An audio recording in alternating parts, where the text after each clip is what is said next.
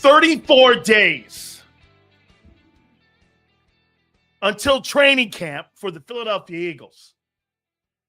34 days. We are here. I mean, dude, right now, Howie Roseman and Nick Sirianni, they're all sitting around trying to figure out right now, okay? These guys are trying to figure out right now, if they have enough on the roster.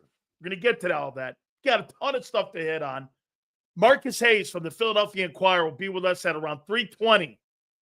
Billionaire John Morgan. You see him everywhere, all over the country. Will join us at 4:30. We'll talk some sports with John. Great sports guy. And you. Please hit the like button. All super chats. By the way, like my boy Kyle. Xander, put that bad puppy up. All super chats go to the top. Until further notice. Jordan Davis's private pile. I said it on Friday. Surprise, surprise, surprise. Gomer Pyle. Yeah, he's just a dude. Is that what you're saying? He's Gomer Pyle. All right. Hey, all I can promise you is this. From what I'm hearing, Donut Davis is trying to come in the best shape he possibly can come in. So don't be upset if, again, he's a little underweight. He might get pushed off the ball a little bit. But from what I'm hearing, Donut Davis is trying to come in and be ready to play this year, unlike a year ago, where it took him 12 weeks to get his fat ass in shape. So we'll see what goes on with Donut Davis. Until, Kyle, in my opinion, until further notice, Jordan Davis is Donut Davis. Per Vic Fangio, Donut Davis comes in at 3:15. Look at that. This guy's personal trainer, RC3, is out there running around with Donut Davis. He's out there at St. Joe's Prep right in the back. No one's watching. And RC3's got his little stopwatch. Hey, Donut Davis, you're my hero. You're my hero. Boom. Look at Donut Davis. That guy just kills it. I love Donut Davis. I heard Xander and John debating him. Donut Davis. On whether or not that guy is doing his job. You know what I'll say? Here, watch this. For the 13th pick, it's a bad pick. He's not a bad player. Donut Davis was a bad pick. You overdrafted him. End of story. Until further notice. Donut Davis was a bad pick at 13. You know what's funny? You can't quantify it that way. Donut Davis was a bad pick at 13. He's not an overall bad pick, though. Told you, man. That guy was a 22nd player. That's about right. Stop shaming Davis. Get your fat ass in shape. Hey, I saw Vic Fangio shame his ass. Yeah, nah. Hey, Vic, why did it take Donut Davis so long to get his ass in shape? I'm going to pass on that. It's always great having your coach pass on questions on you when it comes to your conditioning. Yeah, that's always a good sight. Right, M. Reyes? Your boss that runs the defense, it's always a good thing when your boss goes, no comment on why he was fat. How you doing? Donut Davis. Taking 4 years to learn you have to be in shape to play football is a red flag. I don't care what the Davis defenders say. That's sorry. He is dead on with this. This is a great super chat. Taking 4 years to learn you have to be in shape to play football is a red flag. I don't care what Davis defenders have to say. This is exactly correct. You should pin that on that guy's fat ass. You mean to tell me it's taking you this long? How many years are you going to have the conversation about Donut Davis being in shape. You ended the conversation on Nolan Smith and whether he can play. Did you not? We're still answering the question. Why is he fat? Why is he out of shape? I mean, okay. Is he a good player? Yeah. When he's conditioned. Hey, do you have a love for the game? Do you think Jordan Davis has a love for the game? I wasn't going to start my show here, but you think Jordan Davis loves the game? When you love something, don't you have to have love unconditionally towards it? In complete sacrifice? I don't think you can just like half love it. Okay. Is there a jelly donut? Donut Davis's locker. What do we have here? A jelly donut. You eat it. They pay for it. Okay? Get this. Well, then answer, why is he fat? Why is he fat then? Maybe year 6 he'll learn stretching before practice. And by year 10, to study film. Then why is he fat? Then why is he fat? And not ready to play? He's a D lineman. They're fat guys. This guy's a liar. Anybody with greatness is always prepared, no matter where they are. I don't see Dexter Lawrence running out of gas. I don't see any top Chris Jones running out of gas. He's 6'7". That's your excuse for not being in shape? Is because he's big? Let me ask you this. You think Jordan Mailata's in shape? How many people in here believe that Jordan Mailata will show up in shape? And he's bigger. He's 6'8". You think Mailata's going to come in out of shape? Get this. M. Reyes would tell you something and call Vic Fangio a liar. Vic Fangio said he wasn't in shape, but not M. Reyes, because he knows. Why did it take till week 12? I'm going to pass on that. But M. Reyes tells you he's in shape. It's only taken him 4 years. Hey, M. Reyes, this just in. It's only taken you 4 years to figure out you can't be a fat body. And you can't be a disgusting fat body. Hey, that's good. Guy's on his A game. Wouldn't it be wild that the reason that Jordan Davis hasn't lived up to the 13th pick is because he's fat?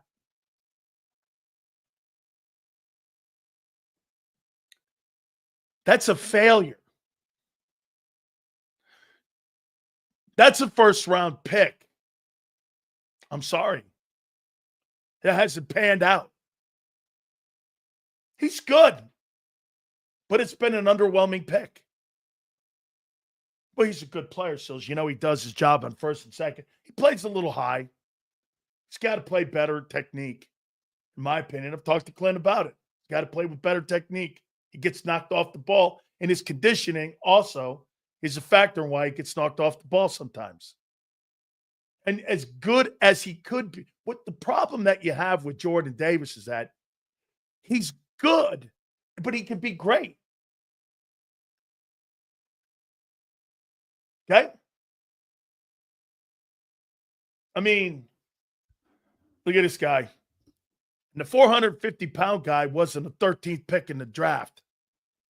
This guy will try moving the sticks to make his stupid shit sound way decent, but they're dumb takes. The guy from Florida is a project, not the 13th freaking pick. What a Dunkoff. Holy cow. Hey, Sills, is that players are making more money now from times when you played, the players are more spoiled, so they don't know the sacrifice you have to do. Look, I think today's players are spectacular, the Phillies. These guys are great athletes. And they really are, but it's a different world. I think look, less practicing, I think it's better for the health of the players. They're better athletes, but you wonder again, you're not going to see guys playing 15, 20 years any longer. You're just not. Because you know why? The money you're making. You play 12 years, you make yourself 100 million. Why do I want to play 20 years? I mean, I really have to love something if I'm going to play 20 years. You know what I'm saying? I mean, that doesn't make sense to me. Lamar, not that. You said it to yourself. It's an organizational failure for Chase. Put Chase on the Eagles. You wouldn't come close to the impact A.J. Brown has on the Eagles. I think Jamar Chase is a really good football player in that system. But to sit there and try to tell me that A.J. Brown is not the best receiver in the game, I find that hard to believe. Okay? I do. All right. So before I continue here, Pete Prisco came out with his top 100 players in the NFL. CBS Sports came out with their top 100 players. We're going to look at that list, and we're going to go down that list. I'm going to give you my top 10 NFL players, but I heard a conversation going on with John McMullen and Xander Krause about Lane Johnson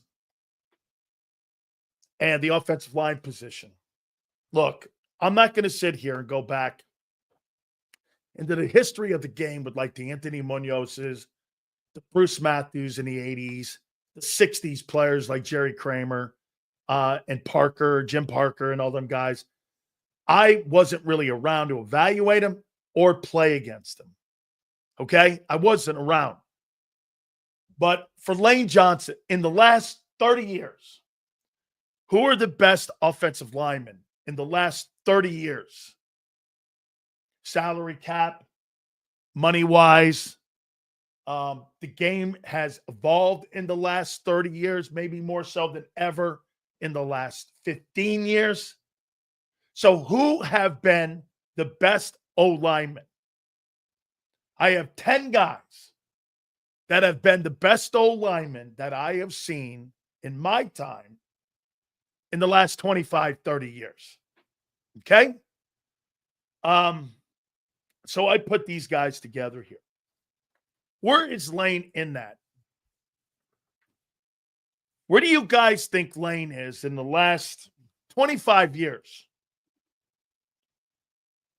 when it comes to where you would put him in the top 10? Where would you put him in the top 10? Lane Johnson. There we go.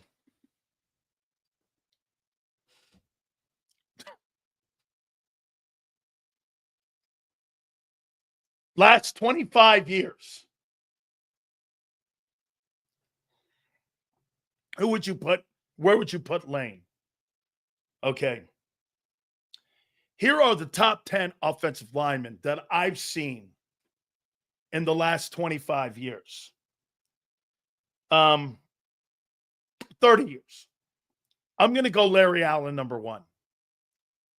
Best player I've seen at the offensive line position of any football player at guard.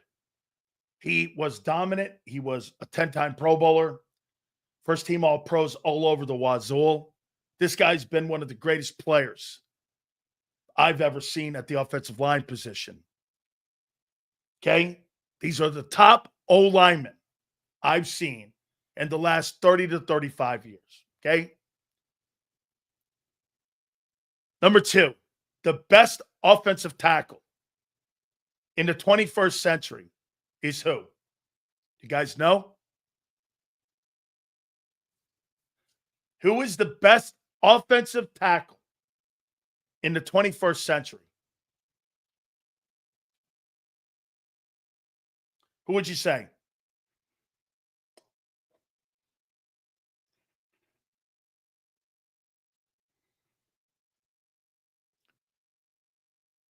Trent Williams, Jonathan Ogden, 11-time Pro Bowler, started 176 of 177 games for the Ravens. He's the best offensive tackle in the 21st century, is Jonathan Ogden of the Baltimore Ravens. The second best offensive tackle to play in this era is Orlando Pace. Dominant, just a great football player. Great feet, great size, spectacular. I got Orlando Pace third. Number 4, I've got Walter Jones, Seattle Seahawks, another guy, just an absolute pillar and a fixture and a Hall of Fame football player, just a great offensive tackle. At 5, I got Zach Martin, 9-time Pro Bowler, first team 7 times for the Dallas Cowboys. You can make the argument, Larry Allen or him, as the greatest offensive lineman in NFL Dallas Cowboy history. Number 6, I got Trent Williams sitting at number 6. I think the guy's a first ballot Hall of Famer, and he's a great offensive lineman. I've got at number 7, Joe Thomas, Browns. For being on a shitty team, he was by far one of the greatest players in the history of the sport. Number 9, I've got Lane. Lane could still move up. He's still got work to do. Like, is Lane a first ballot? He won't be because he's a right tackle. I agree with John McMullen. That distinction is changing, but not still so much. Look at the salaries. When it changes on the salaries and there's more prominent right tackles that are making that money, the highest paid position on the offensive line is left tackle. Okay, number 8, I had Jason Peters. My bad. I had Trent Williams, then Jason Peters. At number 8,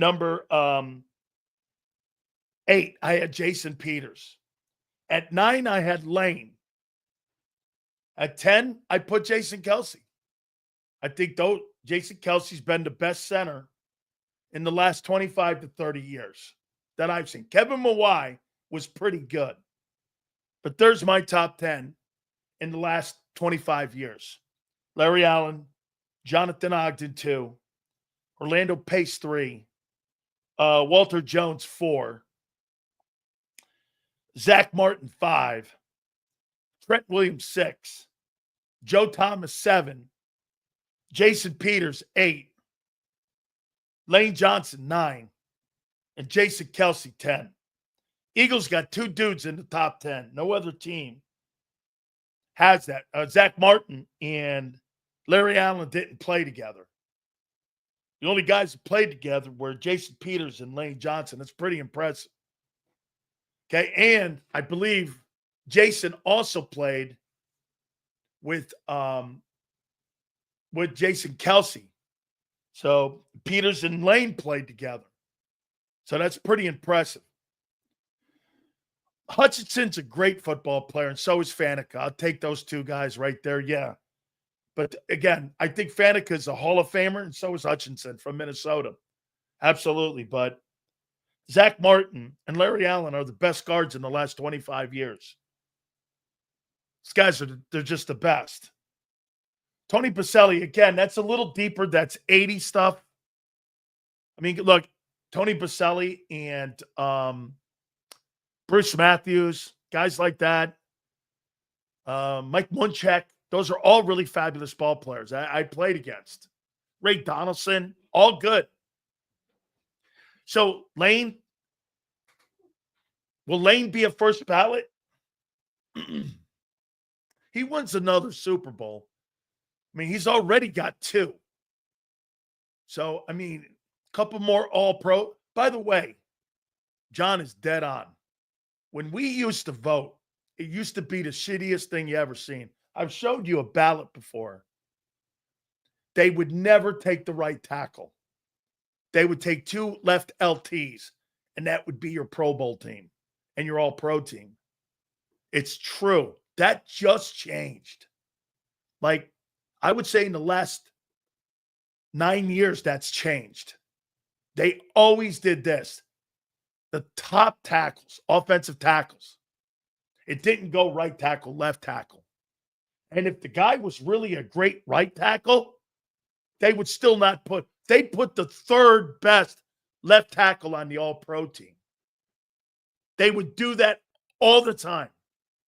And it's true. A lot of great players didn't have a number of Pro Bowls due to that voting process. And they've done that with Lane a few times. That's a pretty shitty thing. It is. Especially, and you can hear Lane talking about it. You hear Lane talking about it, that he was disappointed he made second team All-Pro. Now, I don't know who he was going to be an All-Pro ahead of, Wirtz or Penei Sewell. But, yeah, and it's true. The voting went down like that. And ridiculous. So, Lamar, both Jalen, AJ, and Burrow, Chase experienced going to the Super Bowl when the league has no footage of them. Now they do, though, so things got different, and still AJ could get locked up nor be shut down. He can't be locked up. I get it. But, dude, hey, you're looking at it wrong. You're looking at it through the prism of a team, and you're not looking at it as the player and who he is. See, maybe that's – I have to be more – I have to be a little bit more clear, with clarity, on how I look at players. I don't look at players based on a team. I look at players based on how good you are. How good are you in the league? Now, then you have I think that is a whole completely different conversation. Who are the best teams and who are the best players?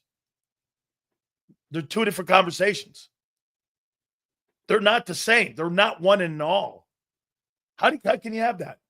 There are so many great players in this league that are on bad teams that you would not be giving them their justice.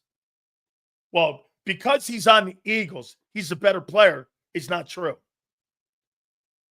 That is totally not true. As good as Kelsey was, it's the longevity that boosts him. Well, he was pretty good each and every single year. I would argue for 1 year, Brandon Brooks was a good ball player. And Dickerson had better years than Kelsey's best. That's a tough position, though, man. Guard and center. There's not a team in the NFL today that doesn't have a great center that's not a contender. Okay, there's not. So the Eagles have the best O-line in the league, and they aren't the most talented at their positions. Well, how do you count? Then every guy on the Philadelphia Eagles would be first-team All-Pro. According to you, Abe, every guy should be All-Pro then on the All-Pro team, right? And you had one. Or didn't you? I don't know if you had one on the All-Pro team. I don't think you had one on the All-Pro team.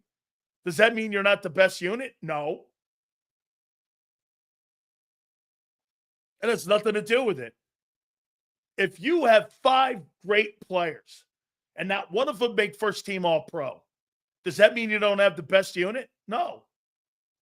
You just might not have the best players at that respected position, but your collection of guys are better. What's the conversation here? Did you not know this? Because you have the best unit doesn't mean you have the best player at that position. That's not what it means.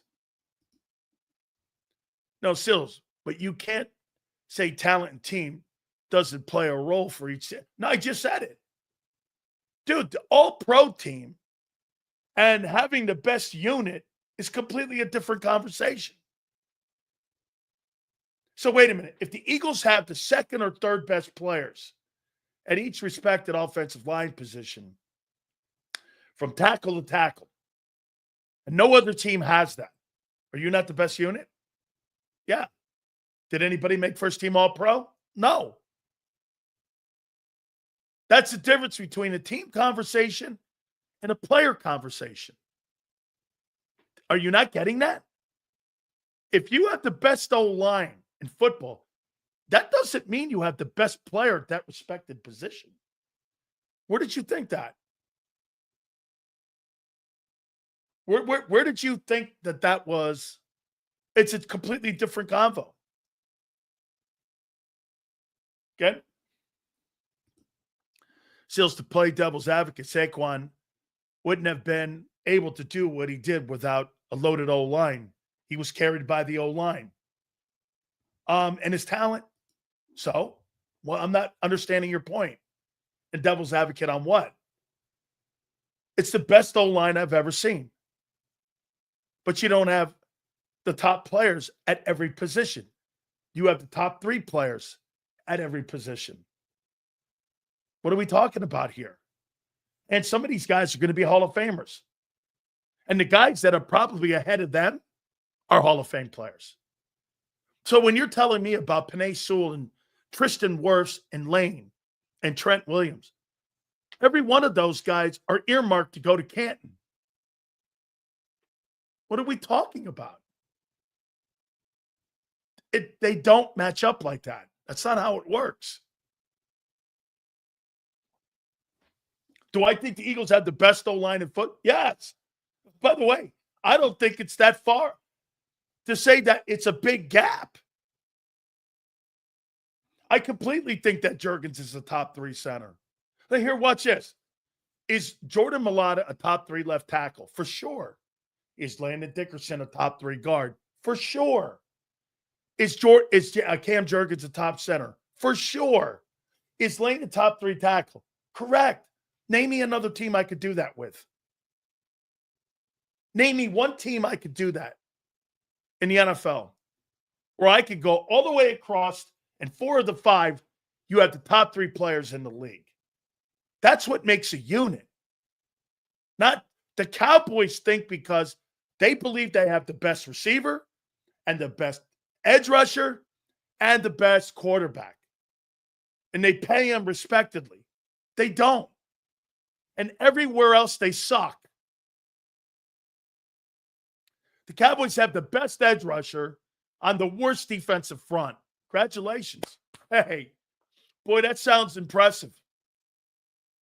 Think about this. The Cowboys have the number 1 wide receiver, according to them, in football, and you got the shittiest O-line, and you have the shittiest number 2. Oh, now they got to forget the greatness of George Pickens.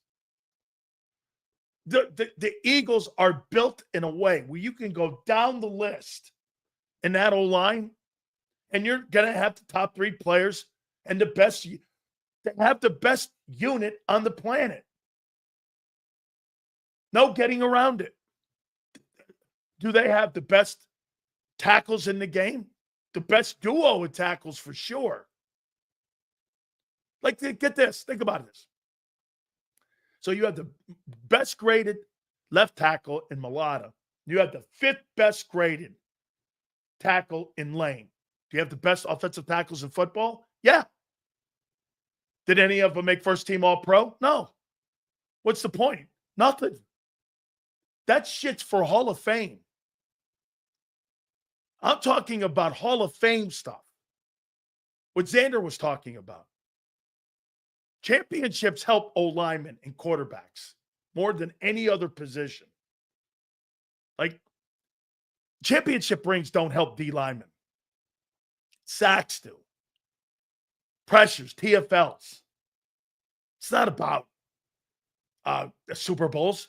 O-linemen, quarterbacks. It's about rings. Okay? Linebackers. What gives a shit about how many Super Bowls you have? How great are you? Ray Lewis is not gauged on how great he was in the postseason. Ray Lewis is gauged by how great he was every Sunday. I mean, those games were just cherries on top of a career. Do you understand that? For players like Ray, the postseason is the topping. The regular season is the cake. Quarterbacks, it's different. When you compare Jalen Hurts to whomever, you do that in today's game based on numbers and wins and the things that he does. The stuff that they're doing in the regular season and postseason, if you took Jalen Hurts' numbers in the postseason and the things in the postseason away, he wouldn't be in the top 25. You wouldn't put anything. But you can't do that to quarterbacks. Wins, postseason, and rings matter to them. And it should. You're paying them that. You're paying them to be the face of your league and help you win. Well, he does that in droves. So that has to be a factor with that position. Completely does. I'm not dismissing that. I mean, and by the way, Lane gets a couple more Pro Bowls. And again, I don't care what anybody says. I know how the voting goes too when it comes to players and it comes to Hall of Fame stuff. Will people look at Lane Johnson being a right tackle, and will they weigh that? Get this. If you have to ask the question, you already know the answer. Yes. If you have to debate, when I get up and I debate, here's how I would debate Lane Johnson at the Hall of Fame table. Guy's been on some of the greatest offensive lines of all time. Make no mistake about it. He's been one of the most consistent players to ever play. If I'm Paul Dumowitz, I'm making it this clear. This guy here is one of the best players in his generation, okay? He has been on great O-lines. He has anchored great O-lines. When he's not there, that football team, he is as important as A.J. Brown when he's not on the football field, when that team needs to win. He's an essential part of the success of that organization. He's been a consummate pro. He's been a guy that has been there week in and week out. Then you sit your ass down. Then the questions are going to pop up. What about his 2 steroid bops? Is that going to be a thing? Every time there's a question, it's a thing. And here's how I would combat that if I was Paul Dumowitz. You ever played O-line in this league? You think Lane Johnson's trying to be Mr. Olympia? This guy's trying to get on the field for his teammates. He's trying to get out there for the fans. He's trying to play football. I have no problem with that shit. I personally don't either. These guys aren't looking to be like Hulk Hogan or strongest man on the world or like Mr. Jim. You know, the guys that go to that 24-hour fitness and they look like, they wear the spandexes. They sit at one machine for about 7 hours. And they sit there and pretend they're working out. I love it when my wife and my daughter go, get out of here. It's my favorite. I taught her that. I told my wife that. Get out. I used to just bump, go, get out of here. I hate those places. I like working out in gyms. Real men's places. Not where guys work out at 24-hour fitness. That's not a men's workout place. I don't know what that is. That's like being in a Tim Waltz bathroom. I mean, 24-hour fitness must be like being in a Tim Waltz bathroom in Minnesota. I mean, I don't know. I like working out in gyms. You know what I'm saying? I mean, so those guys, I wouldn't like, I wouldn't put any weight in that. I'd be like, okay, well, this guy, I have no problem with that. He may not get in the first ballot, but he'll get in first, second ballot. He gets another Super Bowl ring, or he gets another ability to get there. He probably needs about 3 more Pro Bowls to get into the first ballot conversation. He's a Hall of Fame player. There's no mistake about that. He is a Hall of Fame football player. Okay? He's been a great offensive tackle. But playing right tackle, I always wondered why the Eagles didn't flip him over there. I mean, why did they put him over there? He could clearly play it. And maybe that's what's happened. Hey, by the way, how good would he have been playing left tackle? Would he have been the same? Probably. You know, I 5, 6 years ago, I'd probably say no. But after watching him, because the guys are moving around more now. I've seen Myles Garrett on both sides, both ends. I've seen Parsons moving around. A lot of people travel in today's defenses. So I think he'd be okay over there. I mean, yeah. Mikey, I love seeing those 24-hour gyms when they have their pizza days. Hey, my wife found me this. You guys ever hear of Ronnie Coleman? Ronnie Coleman follows me on he follows me on my X account. And Ronnie Coleman, this is a funny story. So my wife, she was my girlfriend then. She would go around finding these gyms that we could work out. My wife is still to this day a workout fanatic. She does a lot of things. She trains my daughter. She's just a really good trainer too. She should probably do that.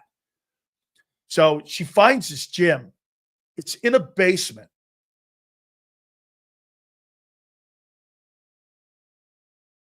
I just put 500 pounds on.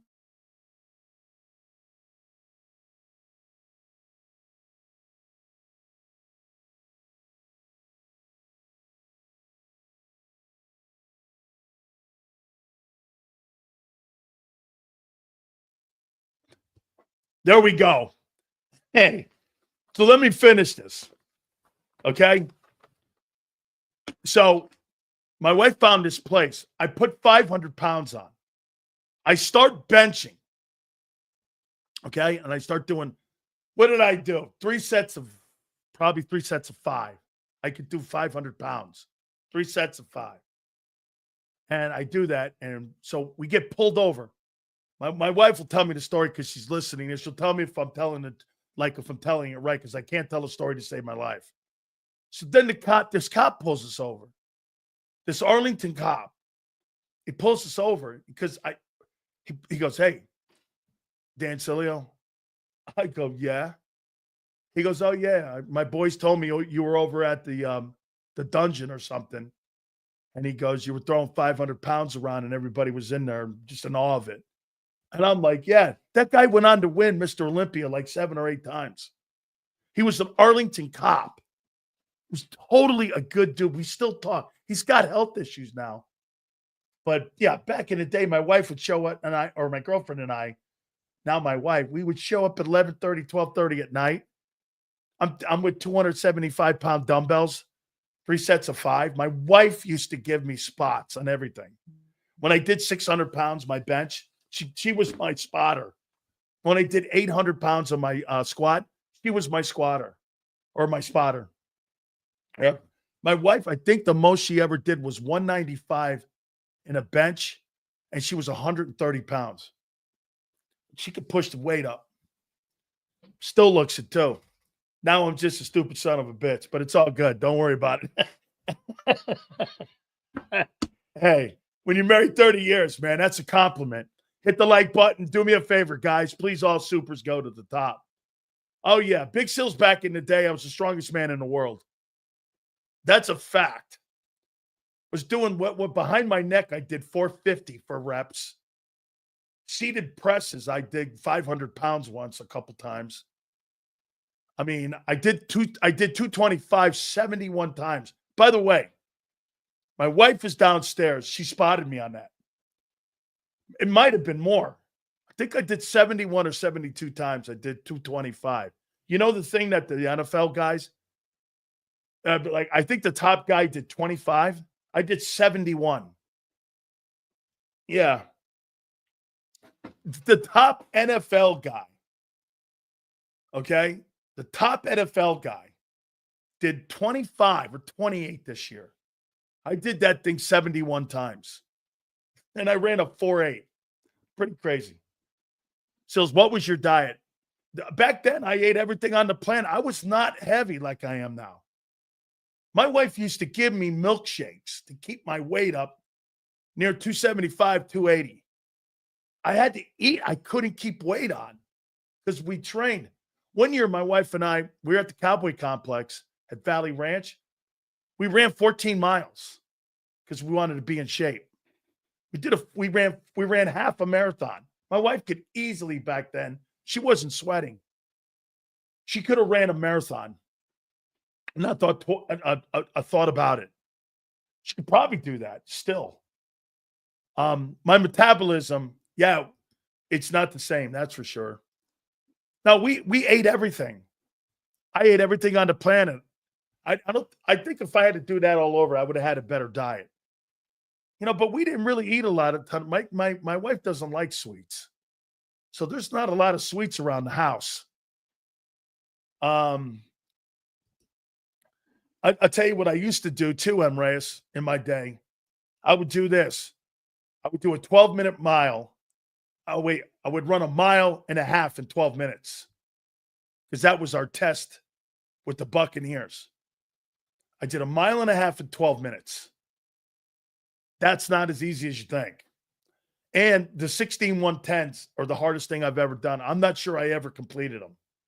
You have to do this. You have to go 110 yards. You have to cover that 19 seconds. Then you get 19-second breaks. Then you start up again, and you run 110. This was Jimmy Johnson's conditioning test. I can't tell you how many people never passed. Jerome Brown never made them. Never made them. The most and the closest I ever got was I was 3 shy. And I finished them after the practice. I did them right there because I was in the greatest shape as I could be. Okay? Dude, let me tell you this. Those 16-110s, it's the hardest thing I've ever done.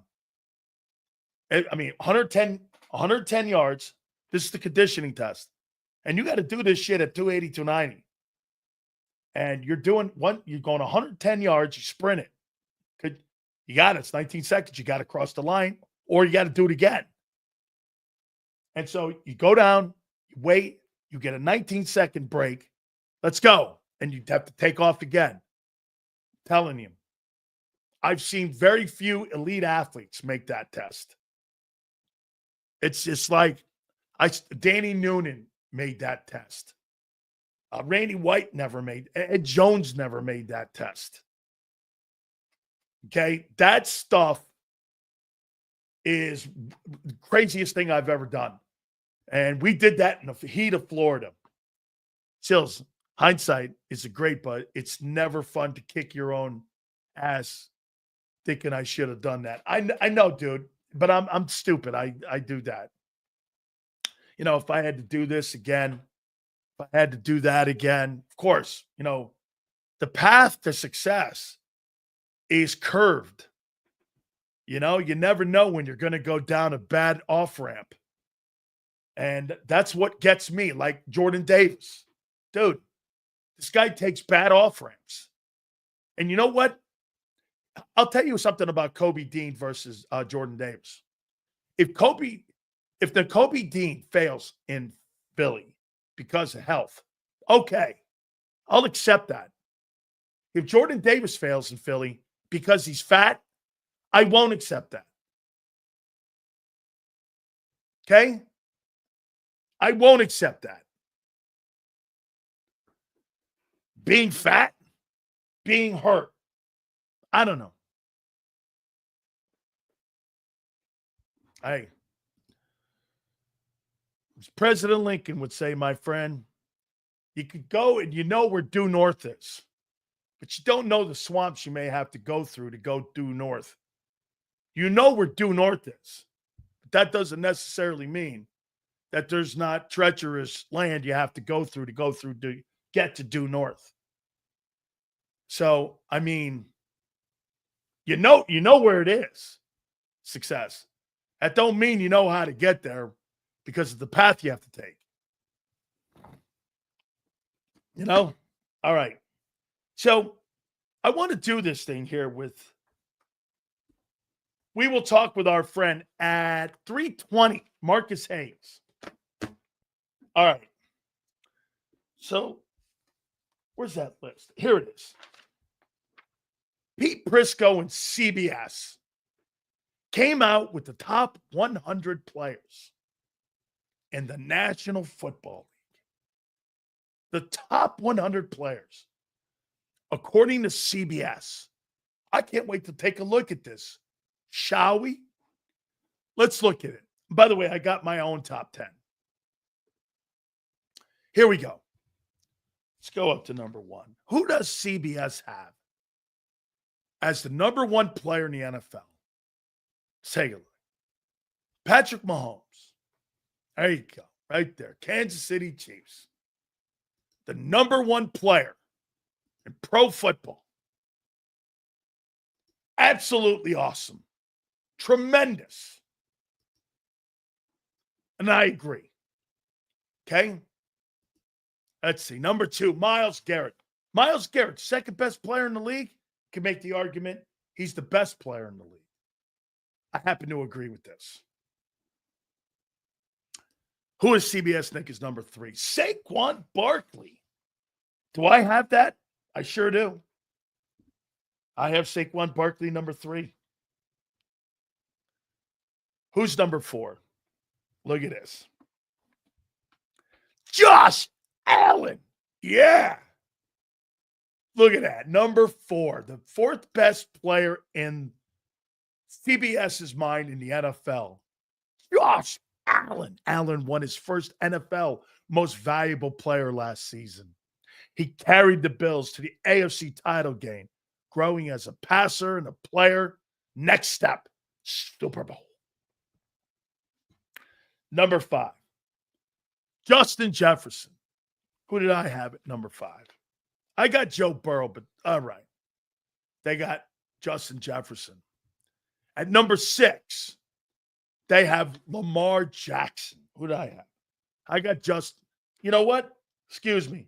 I got A.J. Brown at number 6.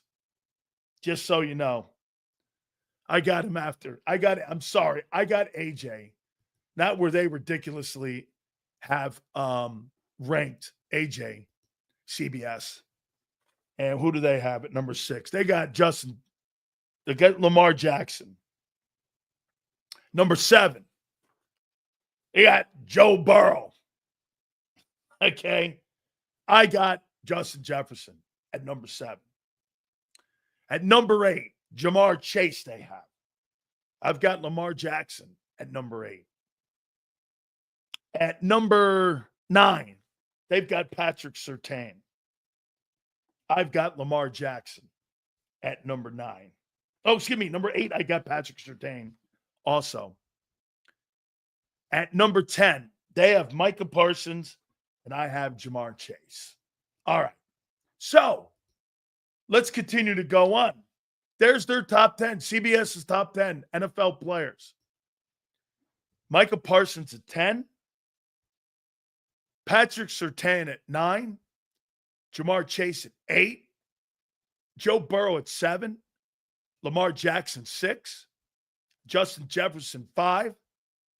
Josh Allen number 4. Saquon Barkley number 3. Myles Garrett 2.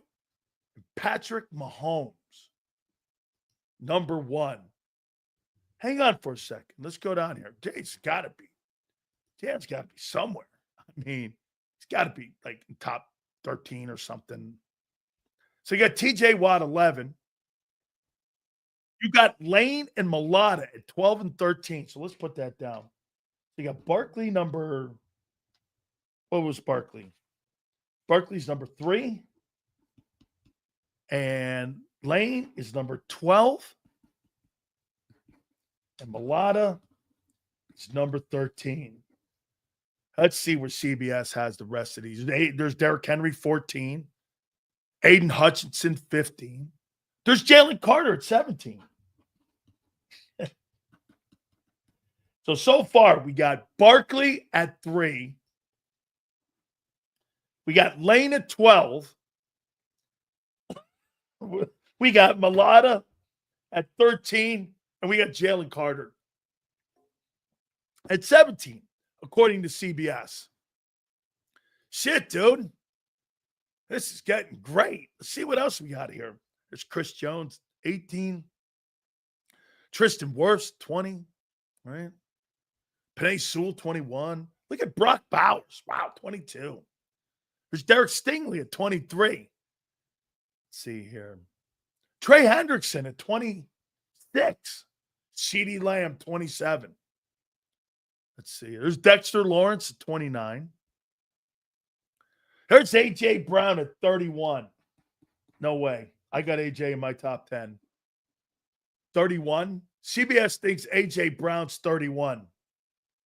31. All right, so Barkley.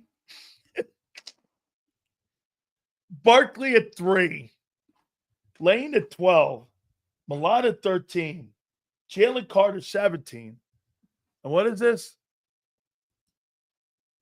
A.J. Brown, 31.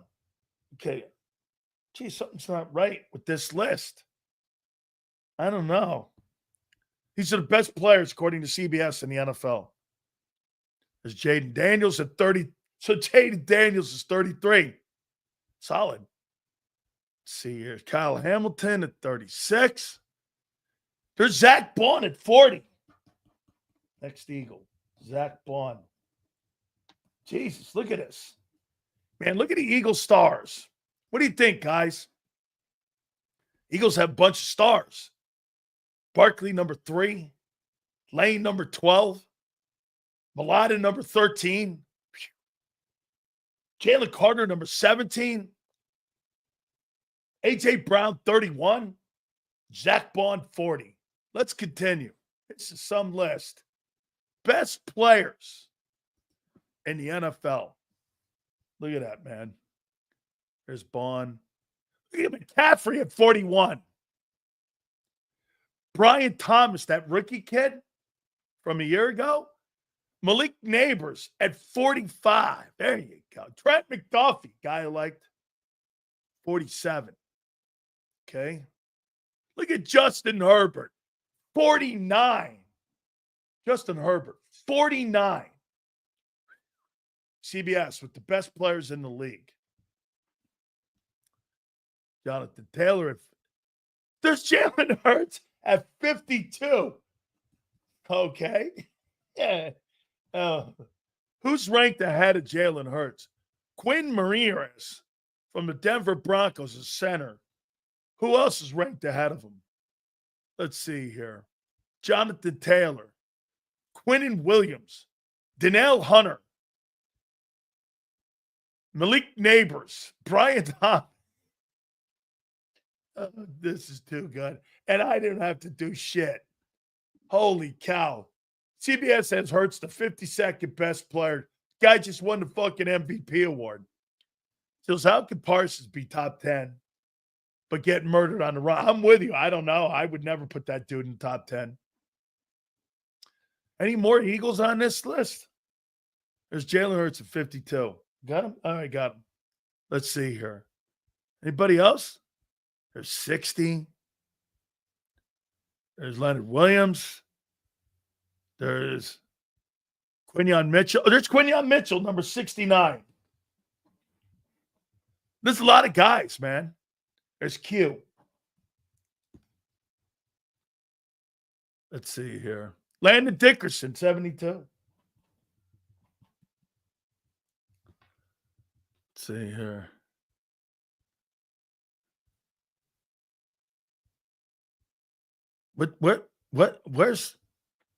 Where's Devontae? Oh, there's Cooper, 85.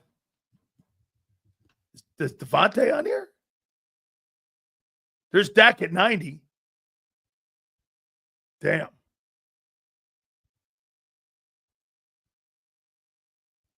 Damn, no Devontae Smith. So Devontae Smith is not on the 100 best players in the league? And he's a top 10 receiver, right? There's Terry McLaurin. I had to have missed Devontae. I'm going back and double checking. So Devontae Smith's not a top 100 player. I don't believe that. Just so you know, in case you think I'm smirking on it, I don't think that's the case. He's not on this list. Okay. Devontae's not on. Hey. Man, Jalen Hurts, 52nd best player. Is that right in the league? Let me think. The best player in the league. It's got nothing to do with winning. It's got nothing to do with any of that. With your team, they're asking you at your position, are you the best player in the game? 52nd best? I don't know. Best quarterback? That's a different conversation. Is he the best guy at his position? 52nd. How high? Where would I rank him?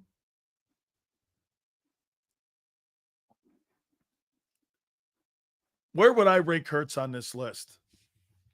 Let me see the quarterbacks.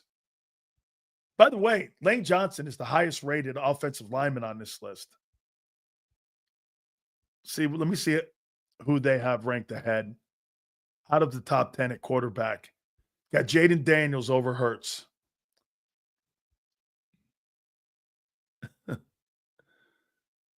Let's see here. Justin Herbert ranked over Hurts. There's Hurts at 52. Boy.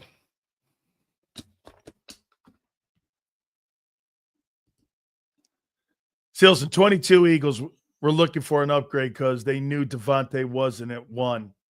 Look at this guy turning into a big Sells. No. That's what people won't come to grips with. They drafted a guy a year earlier, Kyle, right? One of the top 10 picks in the draft, correct? Then the next year, they went and got a number 1. And so the contention was, well, let's get 2 ones. Is that right? All right. And then the one guy they drafted doesn't get the numbers and the targets that the guy you traded for. I don't know how you sit there and go, the guy you drafted the year earlier became the second best wideout on the team in only 1 year without giving him a chance to be the one. See, what I think happened was this. I thought they thought AJ wasn't that good. He was a good player, but he was more like a DK Metcalf.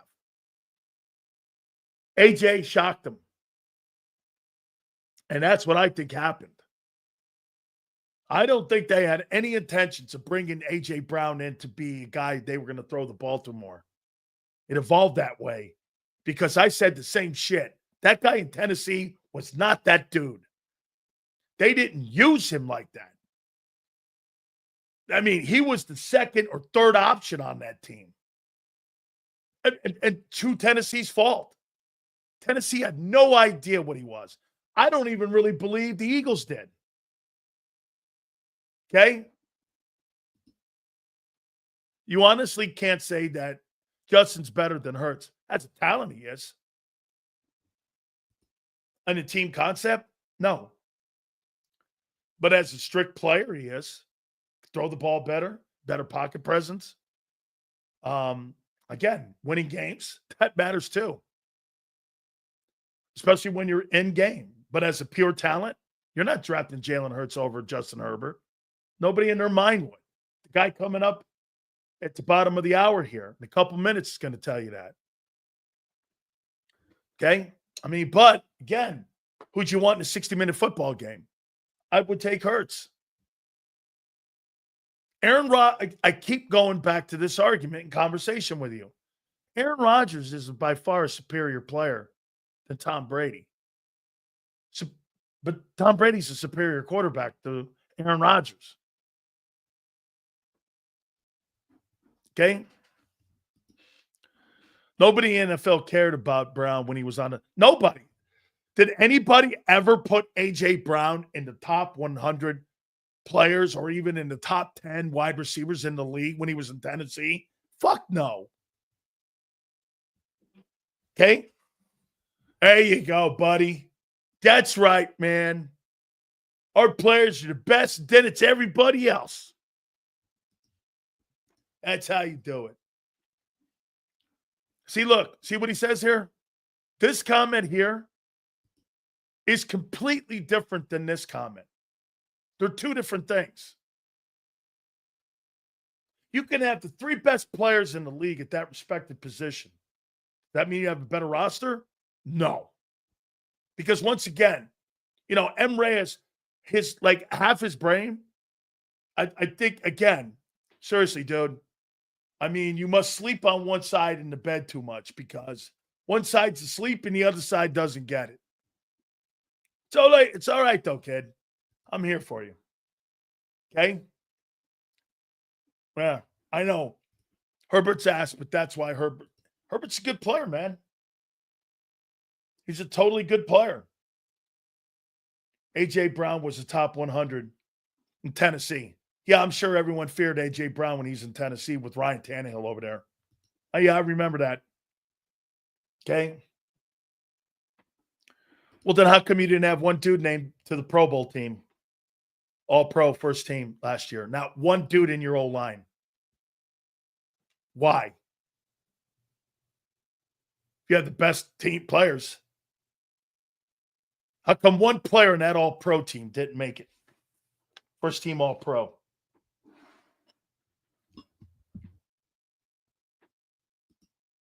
Name one guy in that O-line.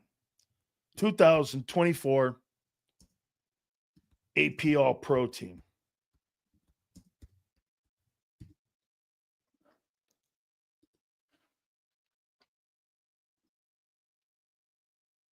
Shit, even Josh Allen won second team.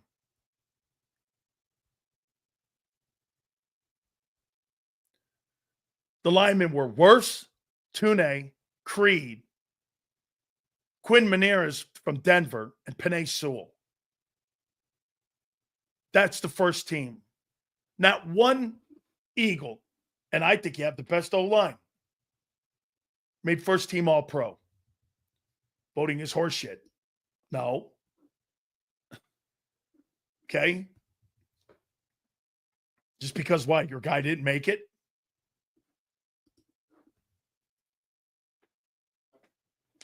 Listen, you have the best unit. It's a different conversation. You don't have the top players. You have the top 3 players at every position just about on the offense, except for quarterback. Okay? I would say, look, top 3. Mulata, Landon, Cam, and Lane, for sure. Top 3 running backs in the league. Sure. 2 probably. Wide receiver, number 1. I would put him in the top number 3 wide receivers too. Absolutely. Again, dude, what do you mean Herbert is top a quarterback in what world? In everybody's world. Paycheck, how people see the position, draft pick. I mean, what he does in games, he's got to get better. He's got to get a better team around him. He does play for the Chargers, who wasted Dan Fouts and Phillip Rivers also. I mean, you've never had quarterbacks like that in Philadelphia Eagle history. Dan Fouts and Phillip Rivers. You've never had anybody in that room. Nobody in that league of the type of throwers in the game. The Chargers have to be better at building teams. They're just not. They got shitty GMs, and they've always done a bad job at building a team. I mean,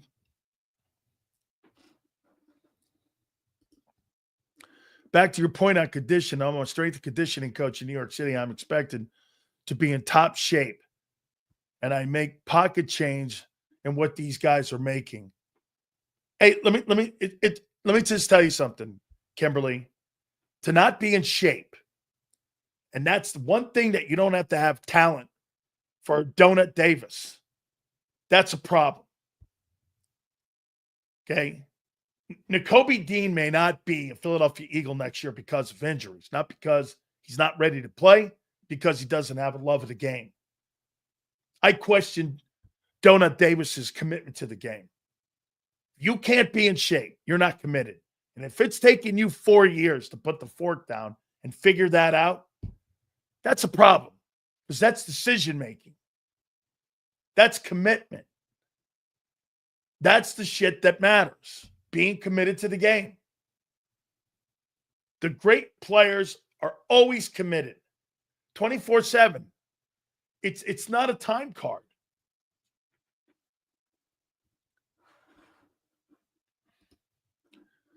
Shit, Breeze left the Chargers and won a ring. And I would say this to you, Mikey. If they didn't play Drew Brees in that final game in San Diego and get him hurt in that Kansas City game, I think the fortunes of the Chargers would still be in San Diego. They'd have won a Super Bowl there, and they would not have moved that team to Los Angeles, and they would have got their stadium. Instead, he gets hurt. A.J. Smith was wrong. He goes to Dr. Andrews, and he was even in free agency that year. Dante Culpepper was the number one guy. And, I mean, Culpepper was the dude. And the reason that Nick Saban didn't have success in the NFL, he chose wrong. He went with Culpepper. Can you imagine if he had put Breeze in the AFC East and they would have been playing 2 games a year, Brady and Breeze? It would have been Dolphins and Patriots if he had made that right decision to go with Drew Brees. Xander would never have had Nick Saban in Alabama if that decision had been made. I was there. It cost Nick Saban a career in the NFL. But let me ask you something, guys. You too, Xander. So let me get this right. Nick Saban failed at making a decision at quarterback between Drew Brees and Phillip Rivers and Dante Culpepper. He made a mistake in a decision with Tagovailoa and with Jalen Hurts. Doesn't sound to me like that guy's very patient at that position. And that he was a very good teacher at that position. Think about it. You didn't sign Breeze. You went with Culpepper. Failure. You decided to stick with Tua. And at the time, Tua was more accurate. Tua could spread the ball around. Okay? He totally could spread it around. Nick didn't want to sit around and coach Jalen Hurts. He had a ready-made guy right there. Kid out of Hawaii was ready-made. You see, in college, you don't have to teach that. Because next guy up, if you feel that guy can't win the job, get the job done for you, you could just go recruit someone. Now you could just pay someone. Nick Saban failed twice at quarterback. You think there's a coincidence to that? He chose wrong on Dante Culpepper over Breeze. And at the end of the day, it looks like if he put a little work in, he probably could have made Jalen Hurts a first-round pick if he had stuck to him and committed to him. Get this. Yeah, and he was benched. And he was benched. How many games did he lose to Bama? 1? 2? He was the Southeastern Conference Player of the Year. Let me tell you something. If somebody came to me and I vote on all those awards, Stills, would you rather be the College Player of the Year, like voted by Walter Camp or the Maxwell? Would you rather be the Maxwell Player of the Year or the Southeastern Conference Player of the Year? You give me the SEC Player of the Year. I'll take that every day. What, I'm a better player than a guy from fucking Temple? Who cares? I'm the best player in the Southeastern Conference. I'm going to take that. We're the player of the year in the country. I could be that kid from Boise State and win that award. It's a stupid award. That kid won the player of the year. I think he won the Walter Camp. Okay, it's a great award. It's based in Connecticut. It's a great All-American team to make. But you're telling me, would you rather be All-American Walter Camp from Boise State, or would you rather be the Southeastern Conference Player of the Year? I'd rather be the SEC Player of the Year. How many SEC Players of the Year go on to NFL careers? Like all of them? How many Defensive Player of the Year awards in the SEC go on to play and have careers in the NFL? I think the only guy, this is crazy, that didn't go on, who do you think is the only guy who went on not to have a career in the NFL that was the SEC Player of the Year? Do you guys know? I bet you Xander knows. I believe there's only one. Do you know who that is? One guy who didn't go on and have an NFL career, who was a Southeastern Conference Player of the Year.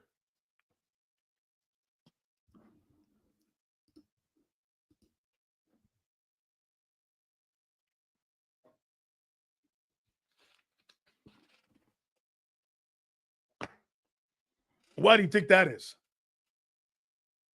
Because it wasn't a true vote. It was some sort of political vote. Because the guy came out, he was gay, and they wanted to vote for that. They didn't give it to the best player in the country. Or excuse me, in that conference. He wasn't the best defensive player in the conference. They voted for him because of whatever. It was a political vote. He was good at Missouri. But I don't even know if he got drafted. I don't remember. He's the only guy to win the SEC Defensive Player of the Year award. Not to have an NFL career. You tell me what. Let me double check that. List of SEC Defensive Player of the Year awards. Here.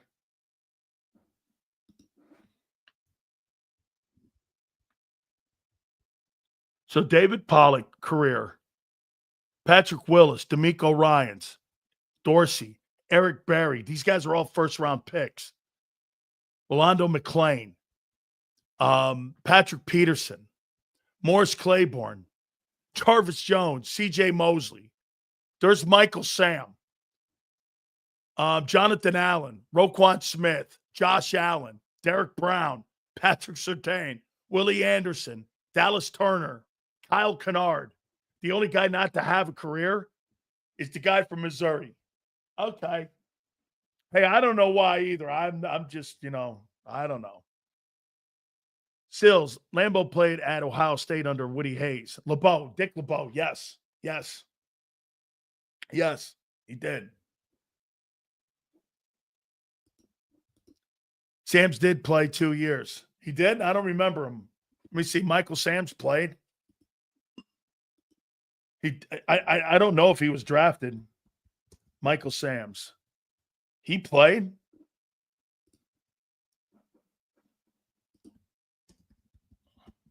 Yeah, I remember him getting cut.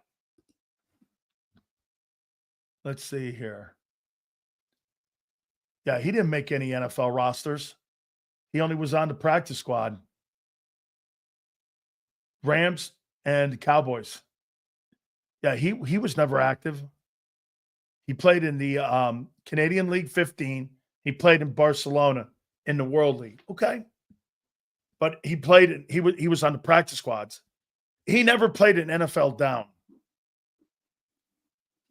That guy never played an NFL down, Michael Sam. He never was in an NFL game. Okay? Hey, Ben, my friend over. I'm surprised you're not a huge fan. Oh, man. Never enough. My good friend, Marcus Hayes, is going to join us.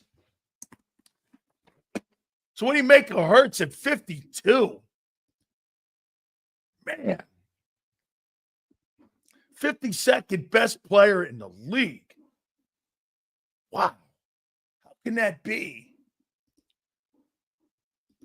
Man. CBS has Hurts number 52. Wow. Man. Where would I rank Jalen?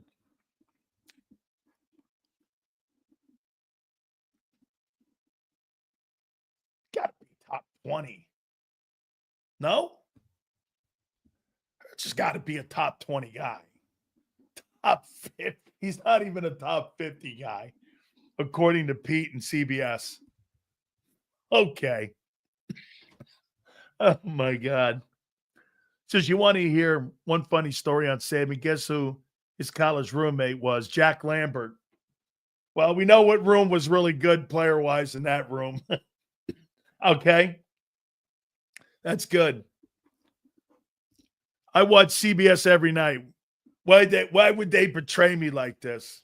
Hey, 52. 52. What's their only thing? Wait, that's a good one here, Barb. So, like, what's their let me see here. Let me go over here. Damn, Pete. How many quarterbacks did you have ranked in this top 100? So let's go CBS here. Damn, 52. Shit, this guy, Cooper DeJean, was ranked higher than Jalen Hurts. So let's see the quarterbacks.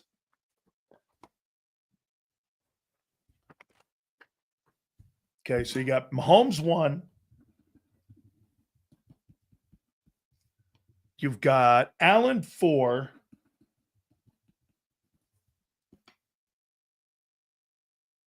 You've got Lamar 6.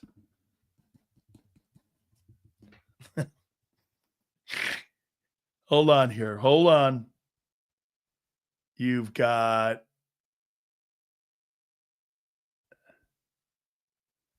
let's see here. Jaden Daniels, number 32.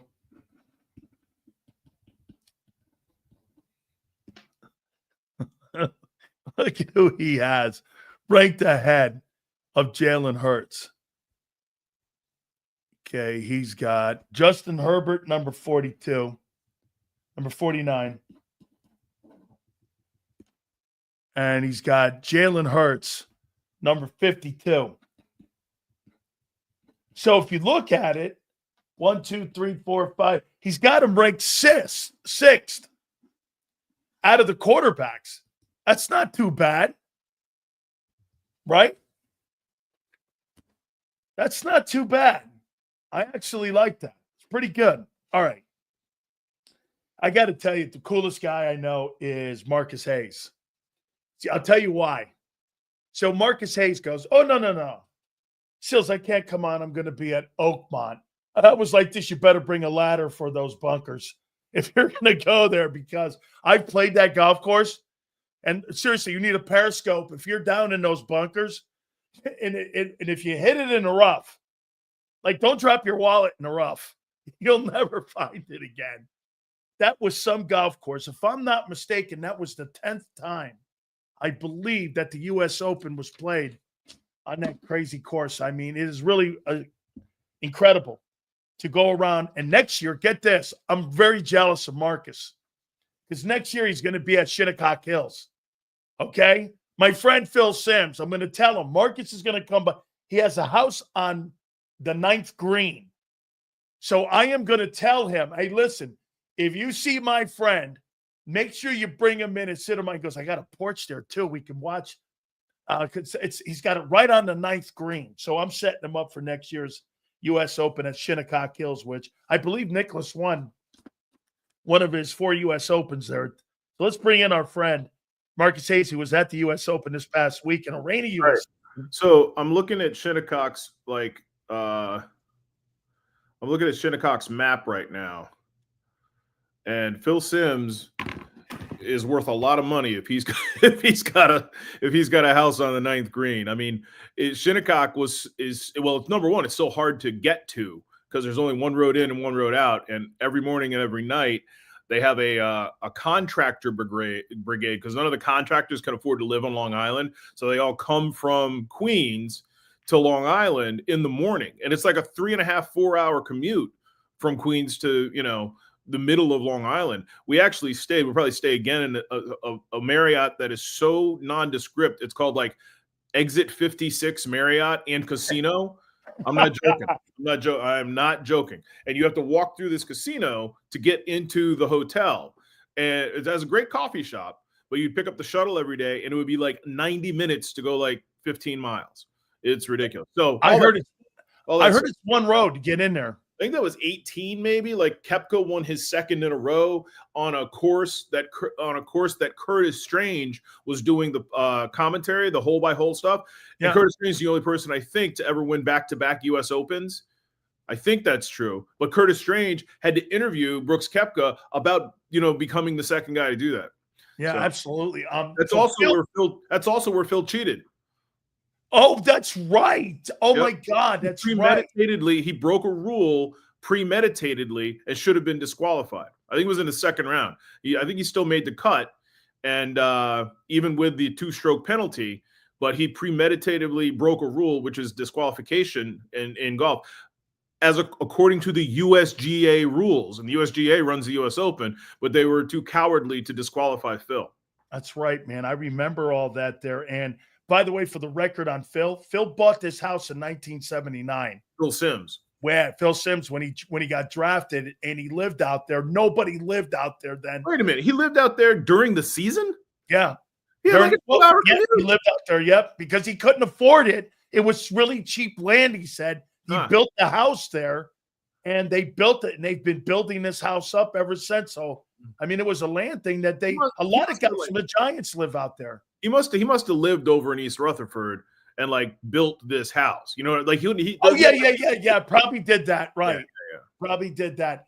So Oakmont, man, I mean, I think the best course I've ever played, it's either Pebble or it's Olympic out in San Francisco. I love Olympic. I mean, so let me make you more jealous of me than you already are, anatomically. So, that's what I love about podcasts. You can say whatever you want, even if it's not true. So, in my career as a golf writer, because you are encouraged actually to play the courses that you cover, especially if you haven't covered a tournament there before, you are encouraged to play the course on media day, right? Where you usually talk to the past champion, the club professional, the architect, if they're still alive, or the guy that redesigned it. Gil Hansen, from Malvern, Pennsylvania, lives in Malvern now. He's a New York kid, but he moved to Malvern, big Eagles fan. He's the one that redesigned Oakmont. And you get to play the course in the afternoon. And I always thought it was kind of a scam. Like, what do these guys really need to play this course for? Well, I think the first one I did that at was Marion. Wow. And it made a huge difference. I'm a pretty good golfer. I'm like between a 7 and a 9 handicap, and I play a lot. And so I know what I'm looking at. I know what the challenges are when I play a course. All of it, like what it looks like off the tee box, what the landing areas are like, where the runoff is, what rough is handleable, how the green pitches, which is a big thing at Shinnecock. They got some funky greens there. So I said all that to say, I played Marion, I played Shinnecock, I played Pinehurst number 2, I played Chambers Bay, I've played Aronimink a couple of times, Cricket a couple of times. Geez, I might be missing a couple. Wingfoot? Nope, not Wingfoot, not yet. But also Augusta National. I won the media lottery my first year there and played Augusta National. Wow. So I've been able to play some of these great courses. I did not get to play Oakmont. The USGA had a media day. It would have been difficult for me to get to and back. And it was just a one-day thing. So, 10 hours in a car, is it worth it? But they sort of encouraged non-local reporters to not come. And I'm not there's a guy named Mark Cannizzaro who covers the Jets and golf for the Post. Yeah, right? Yeah. And he's a golf writer. He goes to all the majors, as many of the elevated elite events as he wants to. He goes to the British every year, and he covers the Jets. So he's more of a golf writer than I am. So I'd have kind of I think that email was directed at guys like me. Like guys who don't go to all the tournaments. I'll either go to the U.S. Open or the Masters every year. This year it was the U.S. Open because it was Oakmont. And I will go to Seaview every year for the women. I might go to Liberty Park if there's something up in Newark. I'll probably go to Shinnecock next year.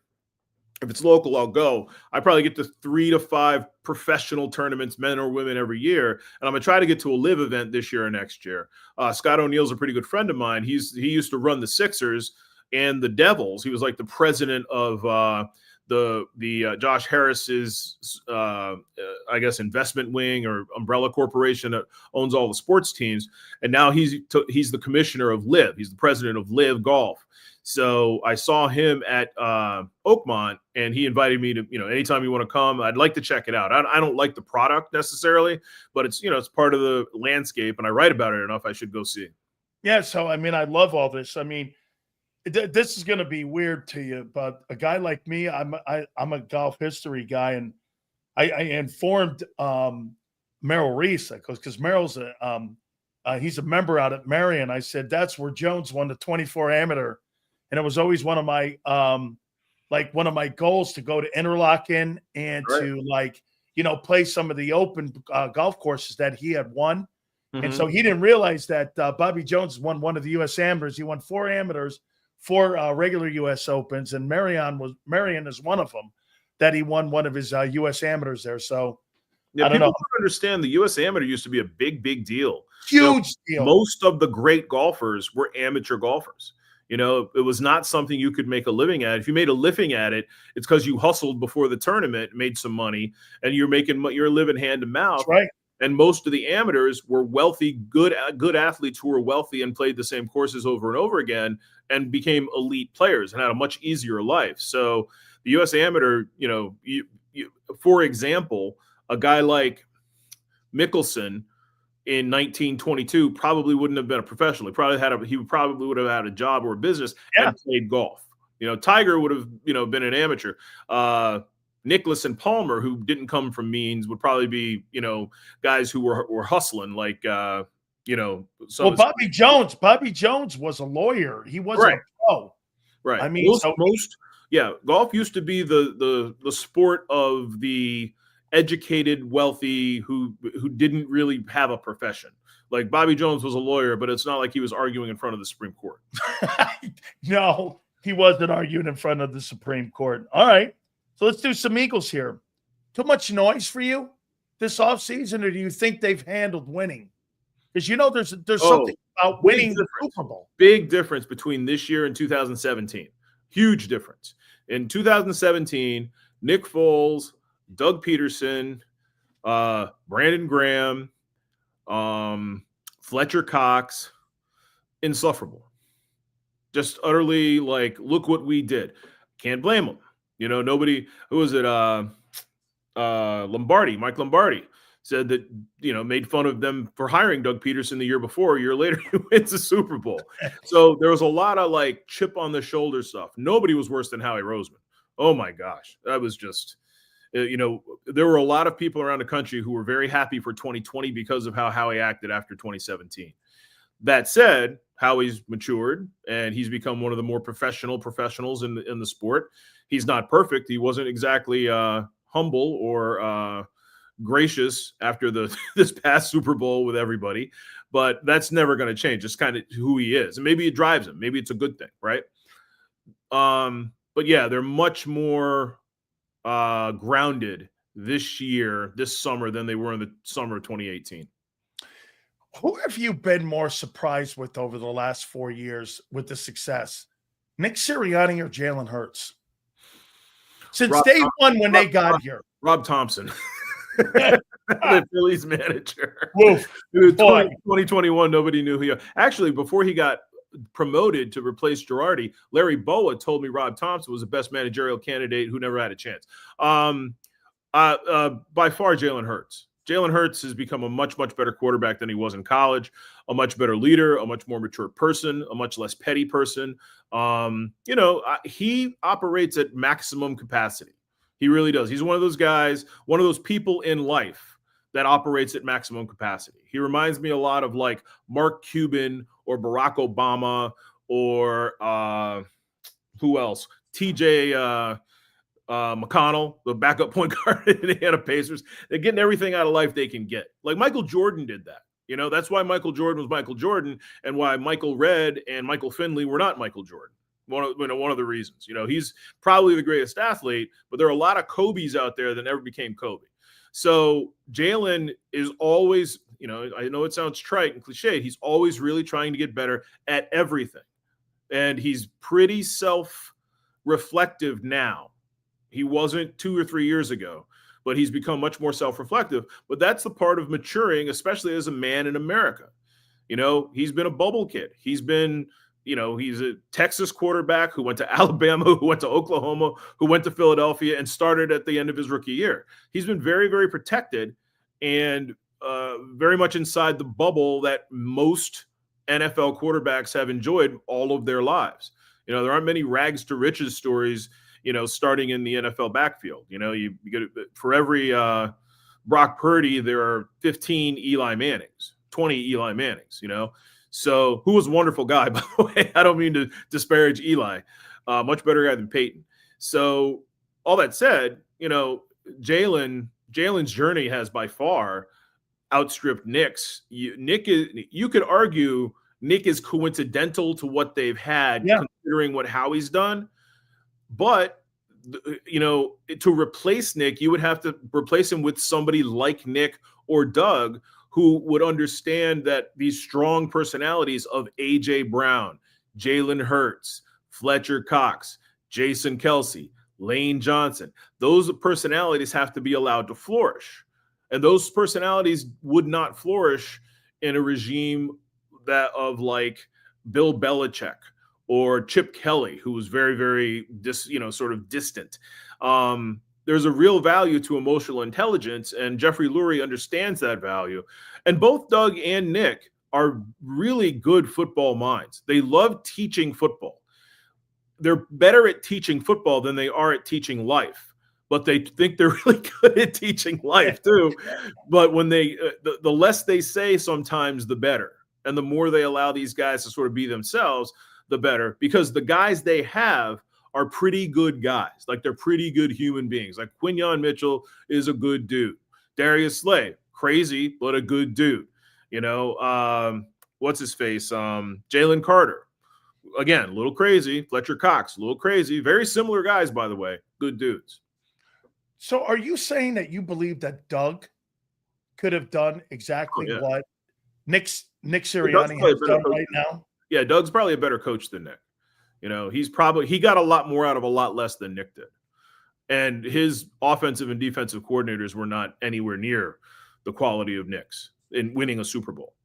I mean, Doug has his limitations and shortcomings too, but I believe certainly it's an interesting question. Like, say they don't give in, say Jeffrey and Howie don't give in to Carson and fire Doug. Okay. Because that's why Doug got fired. If Carson wanted Doug to stay, Doug would have stayed. If Carson had been traded first, I think Doug probably stays. But the timeline was, you know, season ended, big meeting. Doug says, I want to hire my coaches.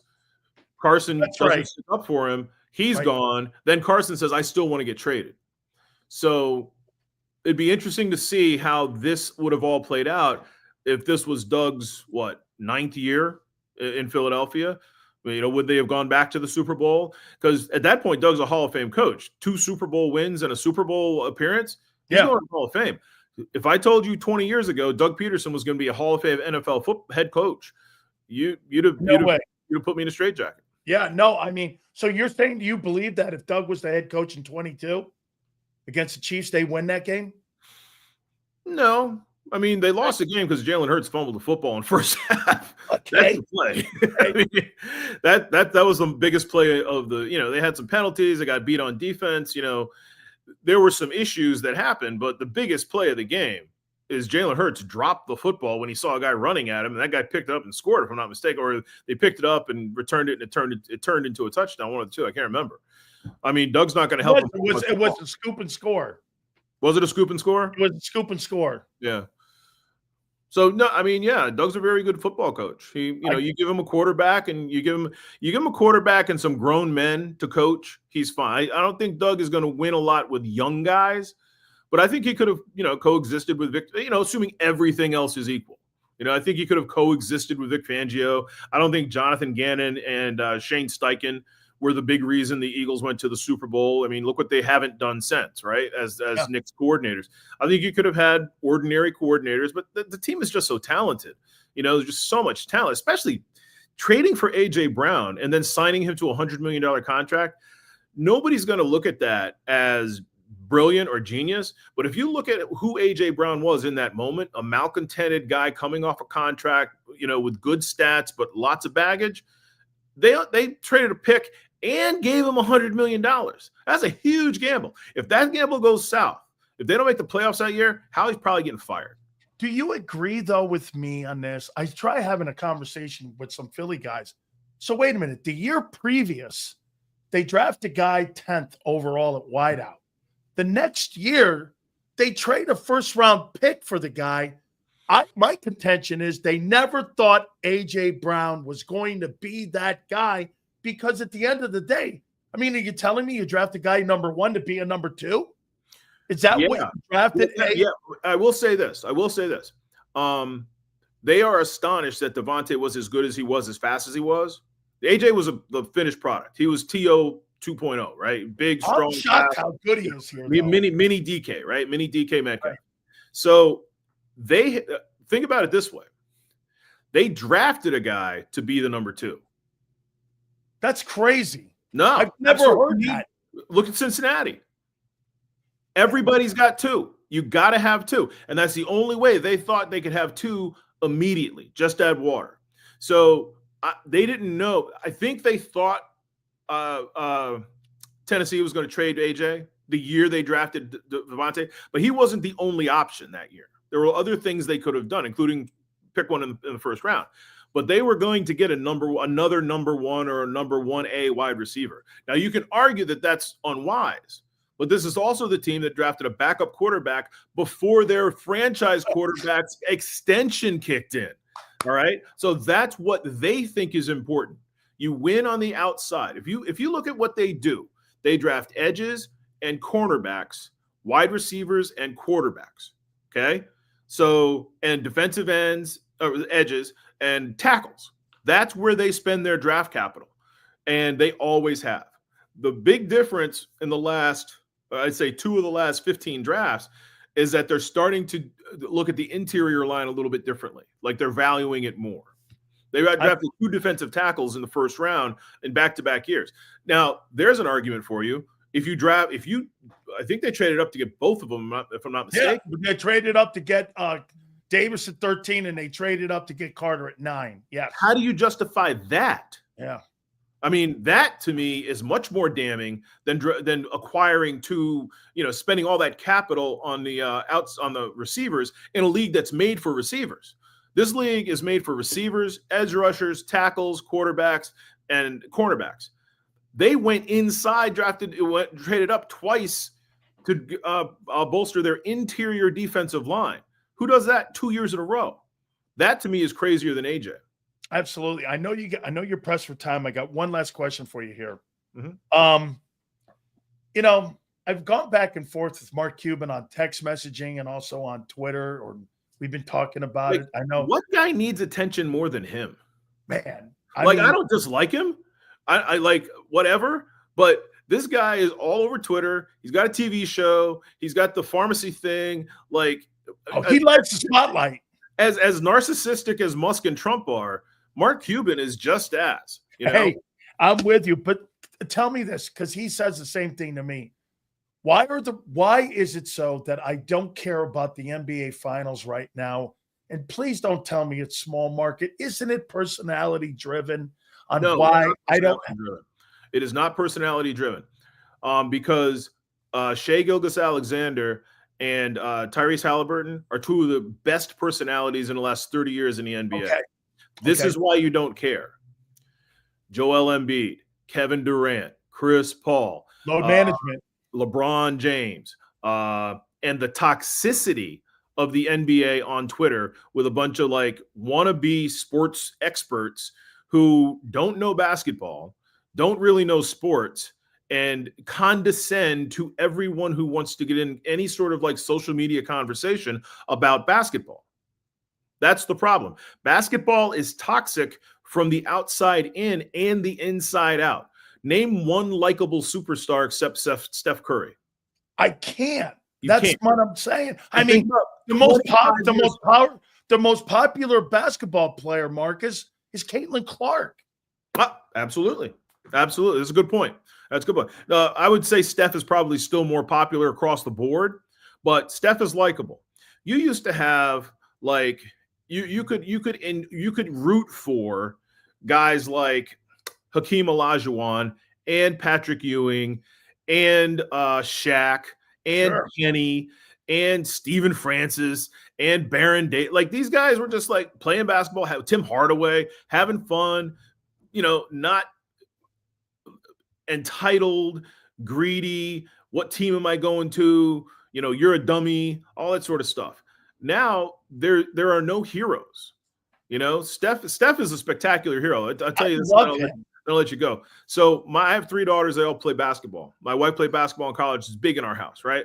So like 6 years ago, we were looking for basketball shoes. Couldn't find any for girls because everybody stopped making them, except Under Armour, because Steph told Under Armour he wasn't going to sign his next deal unless they started making shoes for girls and women again. Man, all three of my two of my 3 kids now wear Under Armour basketball shoes because they're cut for their feet. The only man I'm jealous of because he gets to play all these great golf courses and absolutely having some of the best times out there. That was awesome being on at Oakmont. My friend, thank you so much for finding time. You're a girl dad too, from what I understand, and you're also a guy. You work 3, right? So I am too. Oh, okay. So yeah. Oh, yeah, absolutely. Hey, there's no doubt. I'm the wagon carrier, and I'm also the guy who gets the water for the rugby games. Oh, absolutely. Yeah. I got one of those tents, wagons. Yeah, and, we got a wagon. Foldable chair. Those foldable accordion chairs? They stay in my van. They stay in my minivan.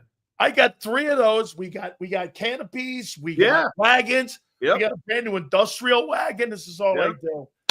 Thank you so much, Marcus. My pleasure. Good to talk to you, Dan. You bet. One of my good friends there, Marcus Hayes. I love it there, man. That's great stuff. As always, he's right, man. Load management. By the way, I wrote something down.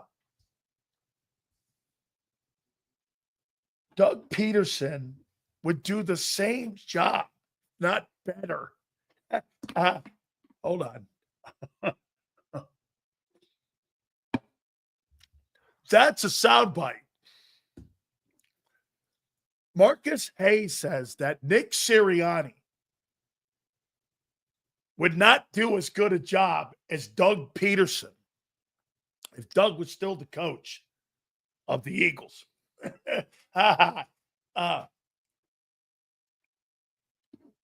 Checkmate. Oh, my God. Hey, you know what's great about that? I didn't say it. Little old Marcus Hayes from the Philadelphia Inquirer. And I will do this. Xander, I would like, and I'm going to put this out there, I would like that to have a clip of that take that Marcus Hayes believes that if Doug Peterson were the head coach of the Eagles right now, the team would be even better because he's a better coach.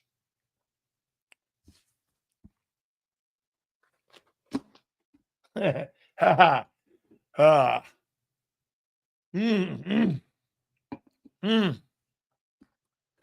wait a minute now. So we have Angelo. We have Big Sills. And now we have Marcus Hayes, who thinks that Nick Sirianni is a pool boy. Oh, my God. John Morgan's going to join me at 4:30. So wait a minute. Did I hear that right? He said Doug's a better coach.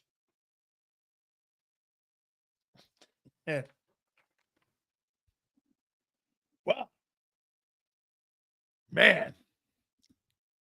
So, I'm not going to lie. My girlfriend has had to put up with my shenanigans. Hey, Kyle, all good, brother. Thank you, dude, for the super chat. Yes, sir, man. Look at this guy here. This guy's lying. Name me a coach who's gone to Jacksonville and done shit outside of Coughlin. Name one. In the last 25 years, since Jeffrey Lurie, since 2000, there's not been a coach. Even dumbass Chip Kelly doesn't have a losing record as head coach. It's not excuses. It's organizationally. You're trying to tell me the Jags are as good an organization as the Eagles are. It's a stupid take. It's a stupid take. You think every organization's the same, and every organization has Howie Roseman. Holy cow. If you're a good coach, you're a good coach. Really? Okay, so when you lose people in your organization, like the Patriots did, you think Belichick's a bad coach today? He's not a bad coach. He lost personnel people, and he lost personnel. The organization suffered because of their success in the end. Name me a coach that has gone anywhere else and won like that. That's a good that didn't have to go through bumps and bruises. Everyone loses people. Okay, so when George Seifert went to Carolina and he went 1-15, what happened? He's a good coach. What happened? Look at this. Andy Reid. Andy Reid went from the Eagles to the Chiefs. Two great organizations. He didn't go to the Eagles to the Jags or the Jets. Stupid take again. Know your football, dude. The great organizations in football, let me show you who they are. Because guys like that guy right there, Senor, doesn't get it. He never will. So let me show you here. Here are the best organizations in football. Buffalo is not. Miami used to be. New England is. They'll get it right. Baltimore is. Pittsburgh. Cincinnati is not. Cleveland is not. Houston is.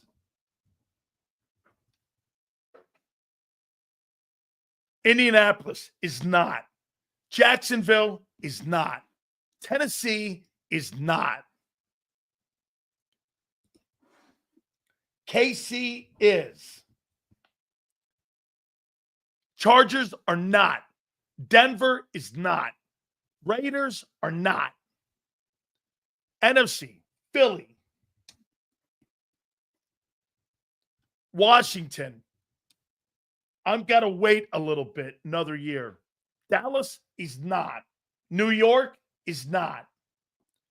Detroit, I'm going to go Detroit. They've turned it around. Minnesota. Fair. Green Bay, yes. Chicago is not. Look at where we are here. I don't even know if we have 10 good teams, 10 good organizations. Tampa Bay is. Atlanta is not. Carolina is not. New Orleans used to be. It's not now. Rams is. Seattle is. Arizona is not. San Francisco. So how many teams? 1, 2, 3, 4, 5, 6, 7, 8, 9, 10. 14 of 32 teams have good organizations. The rest of them suck. Okay? What does that tell you? Every job is not equal. There's a chance that Kellen will have success in New Orleans. Why? Mickey Loomis is there, and Gail Benson knows how to spend money. And they know how to put GMs and coaches together. You know why the Jets fail? They can't get the right head coach and GM combination. They can't figure that out. Did you think there's any coincidence in Baltimore that Ozzie Newsome had Brian Billick and then had John Harbaugh? You think there's any coincidence to that? Okay? Always in the playoffs, always around the rim. The Kansas City Chiefs, prior to Andy Reid showing up, were Philadelphia. That's who Kansas City was. They were the Eagles under Andy. That's who they were. And then Mahomes showed up. I mean, yeah, that's who KC was. Are you under some sort of guise that Kansas City sucks and has sucked before Andy got there? It's not true. They may not have gone far. Kansas City, year to year, Chiefs. It's not the case. They had a couple down years in the last 50 years. That's true. They've had a couple. But if you look at the success of their teams, I mean, you can go all the way back to the 70s. 10-3, 10-6, 11-5. From 1990, 11-5, 10-6, 10-6, 11-5, 9-7, 13-3, 9-7, 13-3, 9-7, 13-3, 10-6. They were always a good franchise. They just couldn't put the quarterback together and get that right guy in there. Sills, they've had like 6 awesome seasons. The rest are shit. That's not true. And what did you have prior to the last 7 years? You're making it sound like Philadelphia has been winning fucking games forever. Not true. Neither did you. Neither did you. Kansas City and Philly were the same prior to this last 7 years. You guys were the same. They were good teams. Why? Are you under some opinion that you were a better franchise than the Kansas City Chiefs from the 70s on? You weren't. You weren't. Okay? Whatever. No, I'm comparing him to yours. So let's move on here. Hit the like button. John Morgan's going to join us, by the way, at 4:30 Eastern. So let me ask you this. And let me go down this list here. I got something else I want to do. All right. I started the program out because I heard John McMullen and Xander talking about Jordan Davis. Let me ask you guys. Right now, the picks. Jordan Davis. You think Jordan Davis was a good pick at 13? Yes or no? And where is he right now ranked? In the top 15 when it comes to defensive tackles.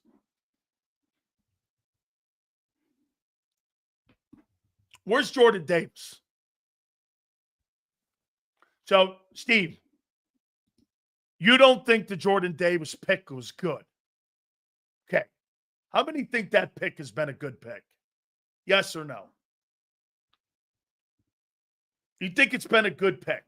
How many people believe that?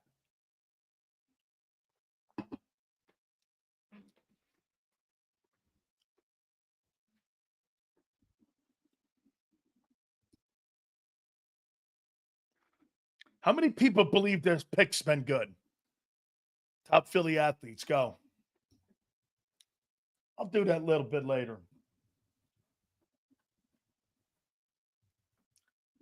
Okay, why has it been a good pick?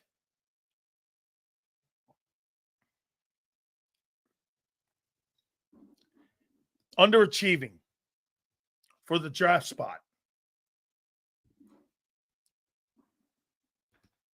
Good pick. He's not a beast. No, thus far, but he does something this season may be worth it. But ranking him as a nose tackle, top 5, you're out of your mind. Top 5? Okay. Top 5? I have the Buccaneer media guide if you want to see it. I'll show it to you a little bit later. Okay, Prince? Also says I didn't play in the Chicago game. It's okay. Well, you're just like some people I know. You believe everything you read. It's okay.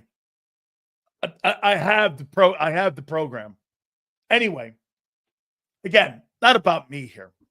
And for the record, I'll put the topics on the table. You guys sit back and fan. It's all good. Hit the like button. Supers go to the top. We appreciate it. All right. So, again, Jordan Davis' pick has been what? Jordan Davis is key to the defense. You don't think you can replace him? Eagles needed a big body at the time. At 13? At 13. All right. So here's my top 10 defensive tackles. Here are my top 10. Number 1, Chris Jones. Still the best defensive tackle in pro football. Number 2, Dexter Lawrence. Still the best interior defensive nose and shade 1. Number 3, Quinnen Williams, New York Giants. Number 4, Jalen Carter. Number 5, Cam Hayward. Number 6, Derek Brooks, Carolina. Number 7, Leonard Williams, Seattle. Number 8, Jeffrey Simmons, Tennessee. Number 9, Vita Vea, Tampa Bay. And number 10, DeForest Buckner, Indianapolis. Those are your top guys. Okay? Yeah, my bad. Jets. That's right. I got Giants down here. Thank you, Leon. Quinnen Williams is a Jet. So, Chris Jones 1. Dexter Lawrence from the Giants 2. Quinnen Williams from the Jets 3. Jalen Carter 4. Cam Hayward, Pittsburgh 5. Derek Brooks, Carolina 7. Leonard Williams, Seattle 7. Jeffrey Simmons 8. Tennessee. Vita Vea 9. Buccaneers. And DeForest Buckner 10. Indianapolis Colts. That's who I have as my top 10 defensive tackles in pro football. Where would I rank Jordan Davis? He's nowhere near any of those guys. Now, Jalen Carter, do I think he could be atop that list? I do. Dexter Lawrence is a great football player. Okay? He's not better than him. And he's not as dominant as him. But he can get there. He's just got to play better technique. Okay? I mean, Jordan Davis is not top 20. I wouldn't put him in my top 20 defensive interior tackles. Not at the money you're paying him. $12, $13 million guy. Now, again, he's worth more money in Philly than he is anywhere. I heard John say he's going to go out in the open market and he's going to get a lot of money in the open market. Yeah, you know what he'll be? He'll go out in the open market, he'll get a contract, and he'll be out of football in 2 years. Because he'll go somewhere, put up those shitty stats, and he'll be a rotation piece, and they'll blow him out. In Philly, they accept the fact he's not a pass rusher. In other cities, they're not going to accept that. I heard Xander say this. So Xander goes like this. They're going to be disappointed in Milton Williams in New England. Well, if you put Jordan Davis on a team somewhere else other than Philly, are you under the impression that a one-dimensional player is not going to be as, if not more, disappointing? Who can't pass rush? And you're going to pay that guy 20? Good luck to you. Milton Williams, I agree. He's going to go up there and get about 5.5, 6 sacks, 50 tackles, and New England fans are going to go, what the fuck? And I'm going to go, well, that's not how he played. He played exactly the same way. He was a good football player. And those are going to be exactly the numbers he puts up. But if you're expecting 11 sacks and 75 tackles and 15 TFLs, you're going to be severely disappointed. Because that's not what that guy does. He is a good football player. But is he a guy that's going to be a player that's going to put up insane numbers? He's a scheme guy. You know what that means? He fits a particular scheme in a particular style of defense. He's not a one-off. Like, you can't line him up. Like Aaron Donald, you could line him up on any defense and he's going to get you 14 sacks. You can't line Milton up in every defense and him go out there and be as versatile on every defense when some defensive coordinators are not looking for versatility. They're looking for plug and play. They're looking for a tackle. That's the problem you got in Dallas with Mozzie. I see Texas boy. They don't draft versatility. They draft cookie cutter, DT, nose, edge, linebacker. Instead, these hybrid guys that can play all over the board. Think about this in Philly with most of the guys. If they can't play one position and they're not that great, they can play another one. You know what the risk of losing on a player in the draft is to that? That means your chances of having that player be a bust are slim because you can use them in multiple places. If the kid turns out not to be a good off linebacker player, but he's pretty good at it and he's a pretty good pass rusher, I keep that guy on my roster at the right price. Because why? You can play multiple positions. 2 for 1. Salary's worth it. You know why you pay Zach Bond $17 million? I can rush him and I can play him in the middle off linebacker. Well, fuck, that's like $7 million to me per player. That's a steal. You see how they look at him? They look at him as 2 players. You end up paying Cooper DeJean $20 million, say. I'm just throwing that out. But you play him in the nickel, you play him at corner, you play him at safety. Well, see, he's playing 3 different positions, right? That's like $7 million a pop. That's worth it. That means I'd have to get 2 other players to play the position at $7 million, like an Isaiah Rodgers, when I can have one guy play all 3. I'll pay him 17 if he can do that. That's economically feasible and why Philly is ahead of these other teams and how they look at guys. Well, shit, I'll play Azeez Ojulari, and I'll use him as a one-dimensional guy, $1.5 million. $1.5 million for a guy who gets me 5 sacks, that's completely worth it. Like if Ojulari gets you 5 sacks, 1.5, that's a steal. That is a complete steal. Now, if you turn around and you draft a guy like Nolan Smith and that guy gets you 5 sacks and he can't play anywhere else, it's a bust.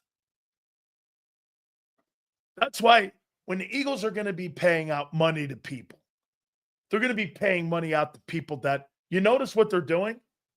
Look at who the people they're paying on defense. They're going to pay Q because he can play in the corner and he can play in nickel if they had to. He can play anywhere. Look at Cooper. They're going to pay him. Who else? They paid Bond. He can play anywhere. Nolan Smith is going to be a guy they're going to keep an eye on. That's value. They're all value players. That salary for Zach Bond isn't 17 in my eyes. It's it's like 8 for 2 dudes. I can rush him. I can play him off ball. That's an $8 million guy to me. Because I got him at 2 different positions. Where then I'd have to go and draft a guy, sign a guy, develop a guy. Fuck that. I could do that with one dude. That's, to me, the value of what they're doing over there. Now, that I can't tell you another team in the NFL that does that. That's why when you look at Jordan Davis, he doesn't fit. He's not versatile. He brings you nothing. Of all the players on your defense, he is the least versatile football player you have. Am I wrong? Name me another guy that is not versatile on that defense, especially a first pick and $12 million. Name me one. Okay? Stops the run. Oh, got it. He's one-dimensional.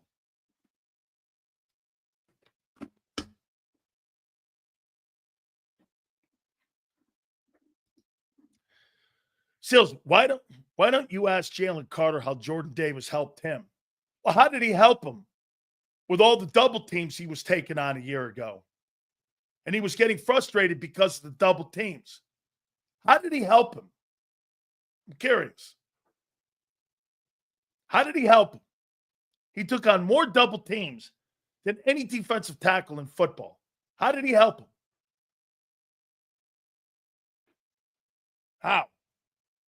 Where did you come up with that? He helped him. Don't you think the other guys helped too? Milton and Josh? Those were better players than Davis. Sills, who you picking to wreck the game? Jerome Brown or Aaron Donald?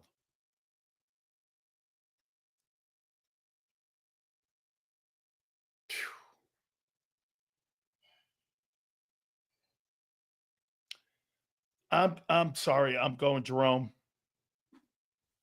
I was witness to it. I was sitting 3 feet from him. I was witness to it. I was there. I saw it.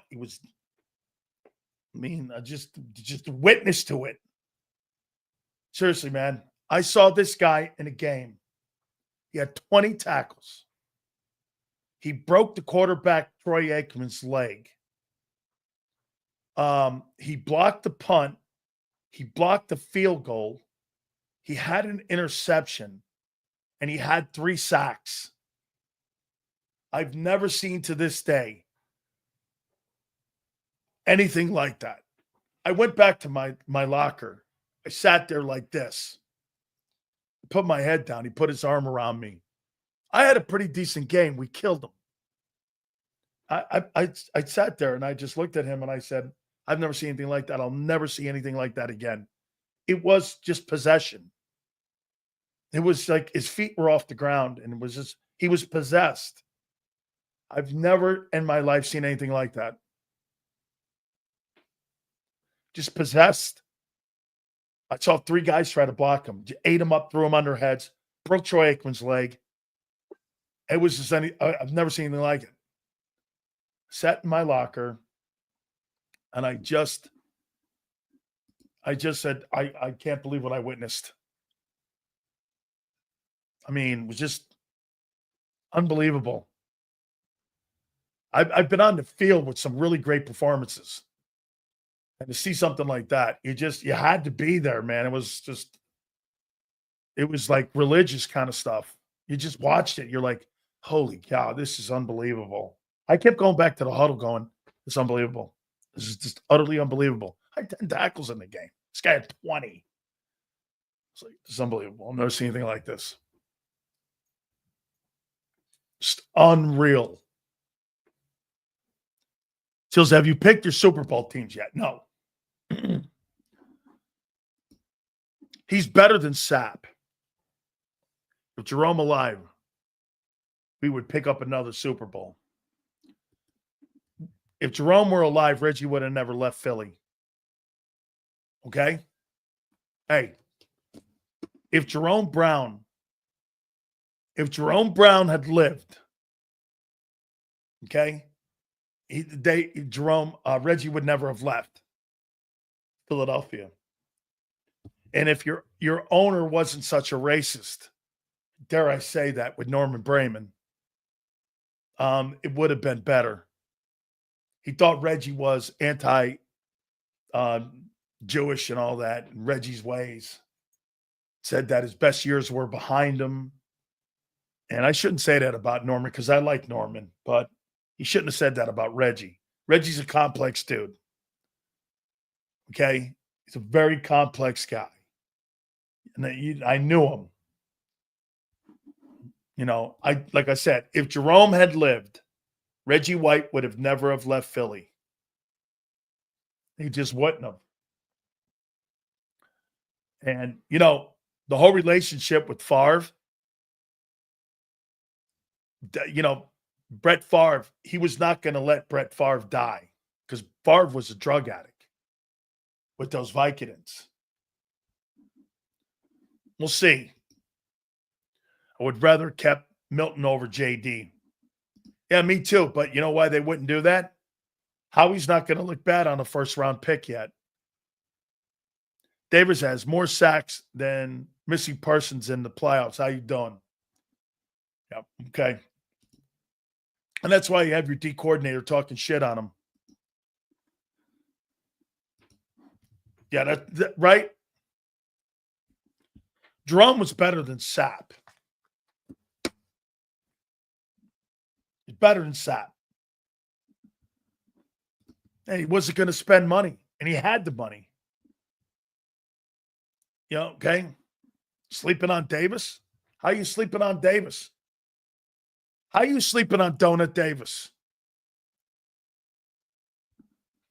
So, Prince, I'll ask you. You think Donut Davis was a good pick? 13? He's been, give me a grade. Give me a grade on Donut Davis's career so far in Philly. As a player, you do. So this guy thinks that a player you draft at 13 and a player who plays 25% of the snaps and is off on third down, and most of the time, today's NFL, you're 70% of the time in third down. He thinks that's a good pick. You always know now who not to listen to when it comes to evaluating a talent on your team. It ain't him. It's not Prince. He don't know shit. To be considered a good player, you got to be on the field. You can't be off the field. So let me ask you this. You think Jordan Davis has been a better player than Vince Wilfork? Yes or no? I'm not talking about full career. I'm talking about the first part of Vince's career. And I said the night he was drafted that that's his floor is Vince. Because I thought he was going to be like a Vince. Vince wasn't a great pass rusher. Does anybody in here believe? And Vince was taken off the field. Okay, so what was our rushing defense like before Davis joined the team? I don't know. I saw a team in 2013 go for 156 per game for about 10 ball games. Are you under the impression that Davis has made the difference or Carter's made the difference? Carter's made the difference, not Davis. Look at it. This guy would try to have you believe that Davis has been the difference in the run game. when it's been Carter the entire time. It's not been Davis. It's Carter who has been the run stopper. Yeah. In which you advise, and we won the Super Bowl without themselves. Says, are you saying we don't need someone to fill the role of? No, I'm not saying that. I'm saying I want a guy in there that, to me, plays the run, but can also stay on the field on third down. Do you understand what he's trying to build and the player he's looking at? The only player that comes off the field is him. Can you imagine if you had no substitutions and you could change multiple fronts with the players? That's what he's morphing to. Do you understand? I don't think you do. How that defense is built. The less situational substitutions that I have to do and take off the field is the better for my defense if I don't have to have substitutions. That was one of the greatest things that the Eagles did a year ago, was that they were able not to have multiple substitutions.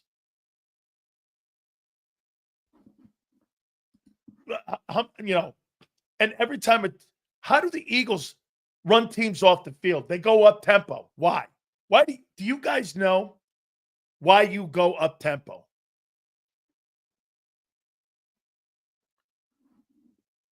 Last I checked, defense is a unit.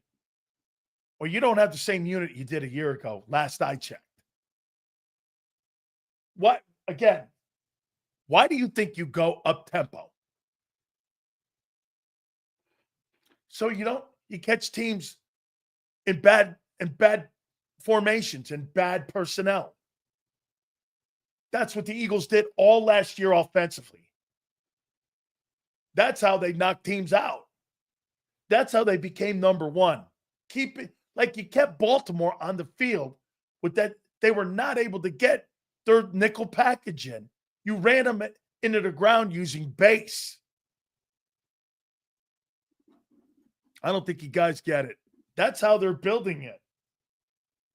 They're going to try to find as many players that can play as many positions as possible without taking guys out of the game.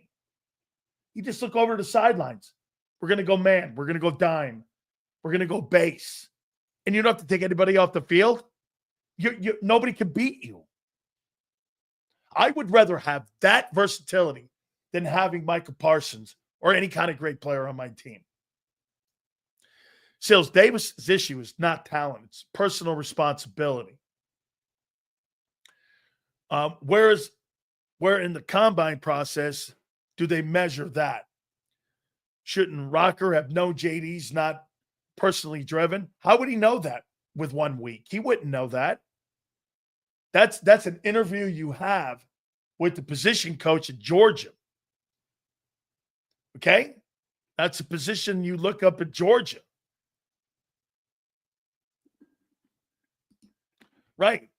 Dude, I am not going to coach a player who's not in shape. I'm just not. What's the point? I'm going to play someone else. He might be lesser, but I can count on him and I can trust him. The question is, do we re-sign him?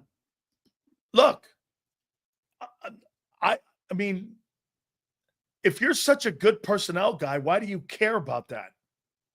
And how we trust, I thought in how we trust. Okay? Prince, I don't care what the fuck you think. Last 4 years, that guy's not lived up to what he was drafted. And quite frankly, I would not draft him in the 13th pick. Even in the top 15, I wouldn't take him. He's lesser than what? Get this. Everything I thought I was going to get at 13, he didn't deliver. End of story. You could say you love the pick. for a halftime player or for a part-time player. Sure, no one will believe you. Prince thinks that a not a third down football player is a good pick. Guys, that's all you need to know when you listen to a guy like that. I think it's a great pick, even though he's not a 3-down guy. Oh, okay. Okay.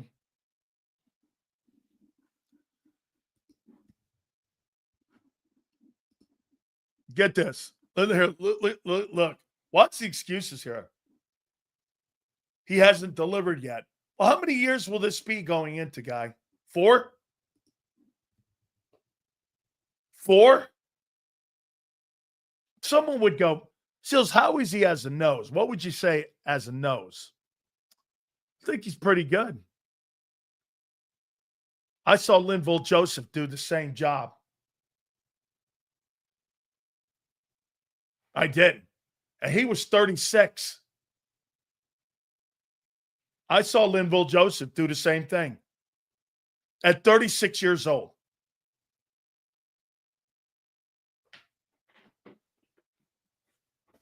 Got a guy in free agency that was 36 that has done the same job, and you paid him, what, $4 million, $3 million? So you telling me I could find an old veteran guy like Linval Joseph to give me the same thing that I gave a guy with the 13th pick and $12 million? Okay, Prince. Yeah, that sounds right. I mean, come on now, dog. Well, here, I do trust Howie Sills, but he hasn't been perfect. Okay, well, wait a minute here. If you trust Howie and you know he's made a mistake here with Davis because he's not a 3-down guy and not what they're looking for, trust him again to go in the draft and find a guy, don't you? How long did it take for Dexter Lawrence? Stop criticizing and listen to what I'm saying. You're always trying to put somebody comment down. Bro, what's the comment? Being fat and out of shape? Start there.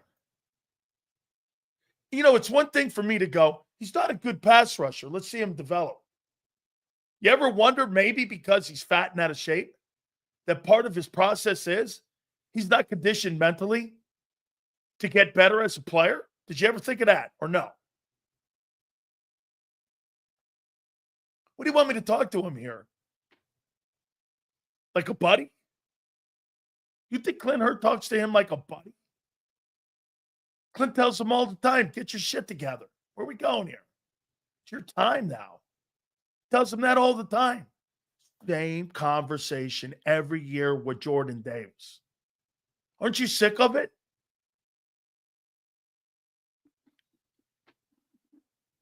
Once again, what in the fuck does that have to do with anything I'm talking about?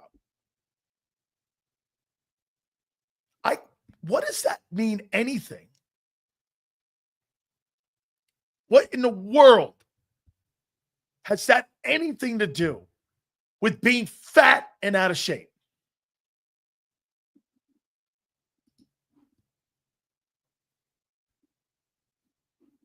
What's that got anything to do with a guy not living up to his potential?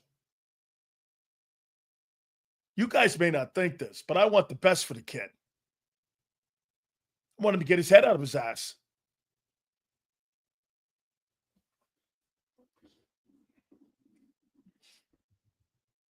Since I think Davis wasn't worth the 13th pick, but he's still an important young player on this defense and has proven he deserves to be a starter.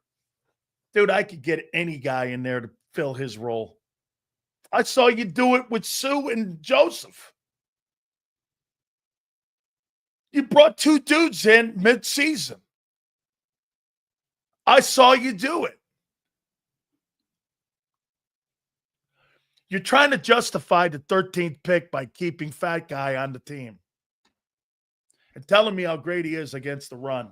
And yet Jalen Carter gets double teamed all the time. We're year 4, folks. Time to put the White Castle down. You guys will make excuses for anybody. God dang. Couldn't take my coaches, that's for damn sure. I'll tell you what, that guy could not be coached by Buddy Ryan. There is no way. Holy cow. Not a chance in hell. I do expect players to come in. Dude, that's the one thing you should always have is being shape. The only reason you're not in shape is because you're not disciplined. Okay? You get this. You're missing everything I'm saying. So here's what Prince is saying. You're missing everything I'm saying because you're dumb and because why? You know why I'm missing everything you're saying? Because a guy showing up 4 years in a row being a fat ass and not being prepared to play is a lack of discipline and character. It takes no ability to be in shape. All it takes is desire when the lights aren't on. Not everything is kissing cheerleaders and cashing freaking paychecks. You've got to have a discipline about yourself. When you play pro ball and you want to be the greatest of all time, you know what it's about? Study, discipline, and habit. It's not sitting around reading newspaper articles and eating White Castle burgers. From now on, Jordan Davis is Donut Davis. Until that guy gets his ass in shape. Even the coordinator called him out. You have to have discipline. All right. So I got to tell you guys this. I got this video sent to me. My boss, Joe Kraus, sent me this. So I was watching it, and there's John Morgan sitting in his front. I won't tell you where he lives. I've been to the house numerous times. So this guy goes up and starts interviewing John about how you become a billionaire. John gave him a couple books to read. This thing's got over like 20 million views on it already. And John's trying to give people, John has been trying to give the secret sauce to success to anybody who will listen. Here's a guy, like I said, James Dolan? This guy was born rounding third base, rounding it. John dug for it, okay? Put the bandana on. Ultimo was out there with the iced teas, and these guys were out there digging for it. Without further ado, my dear friend John Morgan joins us now. He is the ultimate sports dude. How you doing, John? I'm very good. How are you? Dude, that video's killing it right now. I mean, I love the kid, too. I think the kid, like you said, is going places. My greatest compliment was I get a text this morning at 3:21 in the morning. It said, "Good job, brother. We need to hang soon. Cedric the Entertainer." Oh my God. So you know when you made Cedric laugh, you've done something. Absolutely. John, let me get into tell me this. Why, in your opinion, do you think the NBA has not been something? Mark Cuban and I have been going back and forth on X, and he's been going back and forth with Clay Travis a couple times. We've been talking about it. But why do you think they are struggling with people wanting to find it? I mean, nobody watched Game 5 the other night. Is it just a lack of personalities? You're the ultimate Ringling Brothers right now in how to promote and how to really get a message out. Why isn't the NBA getting their message out? Well, here's what it is. Neither team has what I would call that defined superstar. Neither team has Kobe or Michael Jordan or Patrick Ewing or D. Wade. I mean, the closest we get to it is SGA. And I love him because he went to Kentucky with Cal, who, Calipari's my guy, all-time guy. But I think that's what it is. We like stars. We like stars. You know, the Mavericks traded away their big star. We like stars. There are really, now they're very good players. Very good players. They're great players. It's They like, just don't have you. do you want to watch Princeton play? Princeton's got the most incredible offense in college, and it's the most incredible offense to watch. It's a thing of magic. But there's no star. It's the team. And what we like is a star or two or three. If you went to most basketball fans and said, name the starting lineups from both teams, no, very, very difficult. If you start asking me the starting, Cincinnati Reds in 1966, I can give you the whole show. Pete Rose, Tommy Helms, Tony Perez, Derek Johnson, Jim Maloney, Frank Robinson. So that's the missing thing. And then you cap that with their two small city teams. OKC is like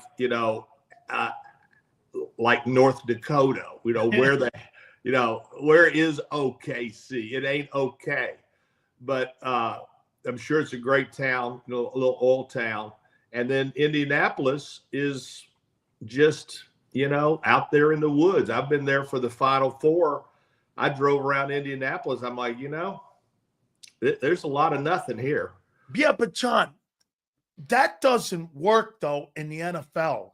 You could have Carolina and Green Bay in the NFL NFC Conference Championships, and you're going to get 50 million people watching that thing. I mean, the NBA, again, is it more about, I had Marcus Hayes from the Inquirer on in the last hour, and I asked him, he says he thinks the NBA is toxic because of this.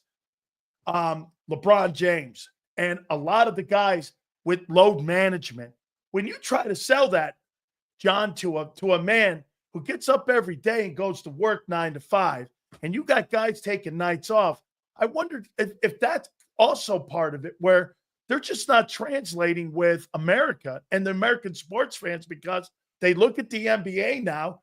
If you don't care about the regular season, why should I? Right. And by the way, let's not forget, 20 points is nothing. Yeah, right. You can be down 20. The only time during the regular season that I watch the NBA is the last 3 minutes. That's all you need. That's all you need. You don't need quarter one, quarter two. You go to sleep the other night and you're thinking, okay, OKC is, and you wake up and Indianapolis has won. I couldn't believe it. 20 points doesn't mean anything. And then let's don't forget, baseball used to be Americans' pastime. It's not. It's football. Football is America's sport, whether we like it or not, whether you probably like it because you're a football guy, but it's not. Baseball is slow. And the other thing about the NBA, I'll tell you, is this. You watch them, they're traveling, they're palming the ball, they're it's like, when are you going to, LeBron starts walking from half court and, and it's like, hey, where is this? Where is the travel? And then the big stars like LeBron, he gets all the calls. He gets all the calls because he's LeBron. And it's so subjective. And I think it's the fact that the game doesn't really start until the last 3 minutes. Right. If you don't have a bona fide star, even though SGA probably is. Yep, he is. But, I give the guy in the Timberwolves more of a star power than SGA. I give A&T. He's a guy who can be a Michael Jordan if he's not already there now. And he's got – the other thing you got to have that you have is you got to have swag. The Knicks, Earl the Pearl, Clyde. Dr. J. Dr. J, where's the swag? People like Michael Jordan's got nothing but swag. And So you don't have any of that. You just kind of got this nondescript group of players. We don't really know who they are. Right. We don't really know who they are. We're impressed by them.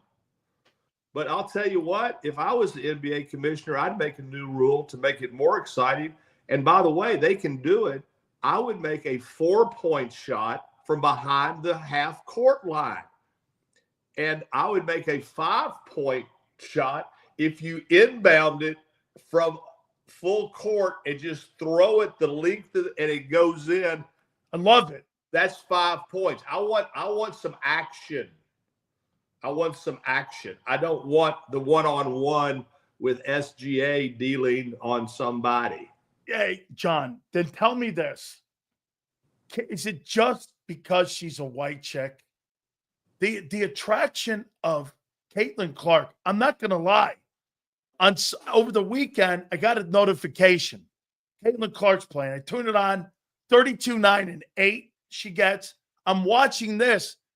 If I put her in a mall, John, in Orlando, and I asked 10 people to point her out, they would point her out. If I put SGA in an Orlando mall, 3 people would pick him out. But What is the attraction? What's the attraction of Caitlin Clark? The attraction is this: white versus black. Because the WNBA has basically been owned by the great black athletes. Sure. And all of a sudden, Larry Bird comes onto the scene. That's right. I mean, she is Larry Bird. And she is Larry Bird. And some of these players, like Angela Reese, she's like the villain. If this was WWE, Right. Vince McMahon would script this. Angela Reese is the villain, and Caitlin Clark is Hulk Hogan, the hero. It would all be staged, and the tune-ins are coming from a lot of white people who are saying, holy cow, we have a player that's better than Angela Reese. It's their Larry. This is Larry Bird as a woman. But why, John, do you think people have a problem saying this? Because, man, I'll tell you what, I'm with you, because this is what I say. Larry Bird and Magic had this. You had black guy, white. You had black guy, white guy. You had Lakers, Celtics. You were coming out of, they used to tape delay the finals. I mean, the last tape delay in 79, back in 79, they had Sonics and Bullets. They played at midnight. These guys were taking it into the television era, and it was appointment setting television. I mean, look at the news, John. You're always on these news outlets like with Cuomo and all these guys. I mean, they sell race. They sell race hating, and they sell race. Look at Fox and CNN. Two polar opposites on how they approach their broadcasting, right? I mean, why is that so hard for the WNBA to understand that there's a business in selling race, but they have to land on one side? I think you do what the NBA did. Well, the WNBA is having record years. I mean, record year. Caitlin Clark has saved the WNBA. I mean, look, with all due respect, you know, I never watched a WNBA game ever. And now I find myself watching, but only watching Caitlin Clark, because you have that friction and you have people giving people love these across the throat, and you have that going on. And you have this white versus black thing going on that has made the whole thing much more tense. Everybody's talking about it. Everybody knows it. If they don't want to admit it, then they're just being, politically correct. And it's just the same thing that the election was about. That the election was a race war. You have the people on the right, the MAGAs on the right, who believe that they were being reversely discriminated against because everybody was getting a hand up and not them. And you had the people, the progressive, who are saying, we're being oppressed. And the election was a race war. And the war was won by MAGA, and it was a repudiation of DEI, which is now DEAD, woke, which is asleep, and transgender swimmers. That was the whole election. It had nothing to do with inflation. It was all about culture. And look, at the end of the day, most of us can't do what these great athletes can do. So we have to live vicariously through them. White people are living vicariously through Caitlin Clark. And they're like, yes, we are finally winning. She is me. And then they despise Angela Reese because, she's the nemesis to Caitlin Clark. And Angela Reese is then saying shit like, the reason that ratings are up is because of me. And everybody's like, bullshit. Yeah, but John, I think you have to have a villain and a good guy in sports. And that's right. And the reason Angela Reese is correct that it is about her, she's the villain. Right. She's the villain to the white spectators. She's the one that you come to the WWE to hate for some people. Now, the villain also has their fans. And Vince McMahon was able to become a billionaire off staging, championships.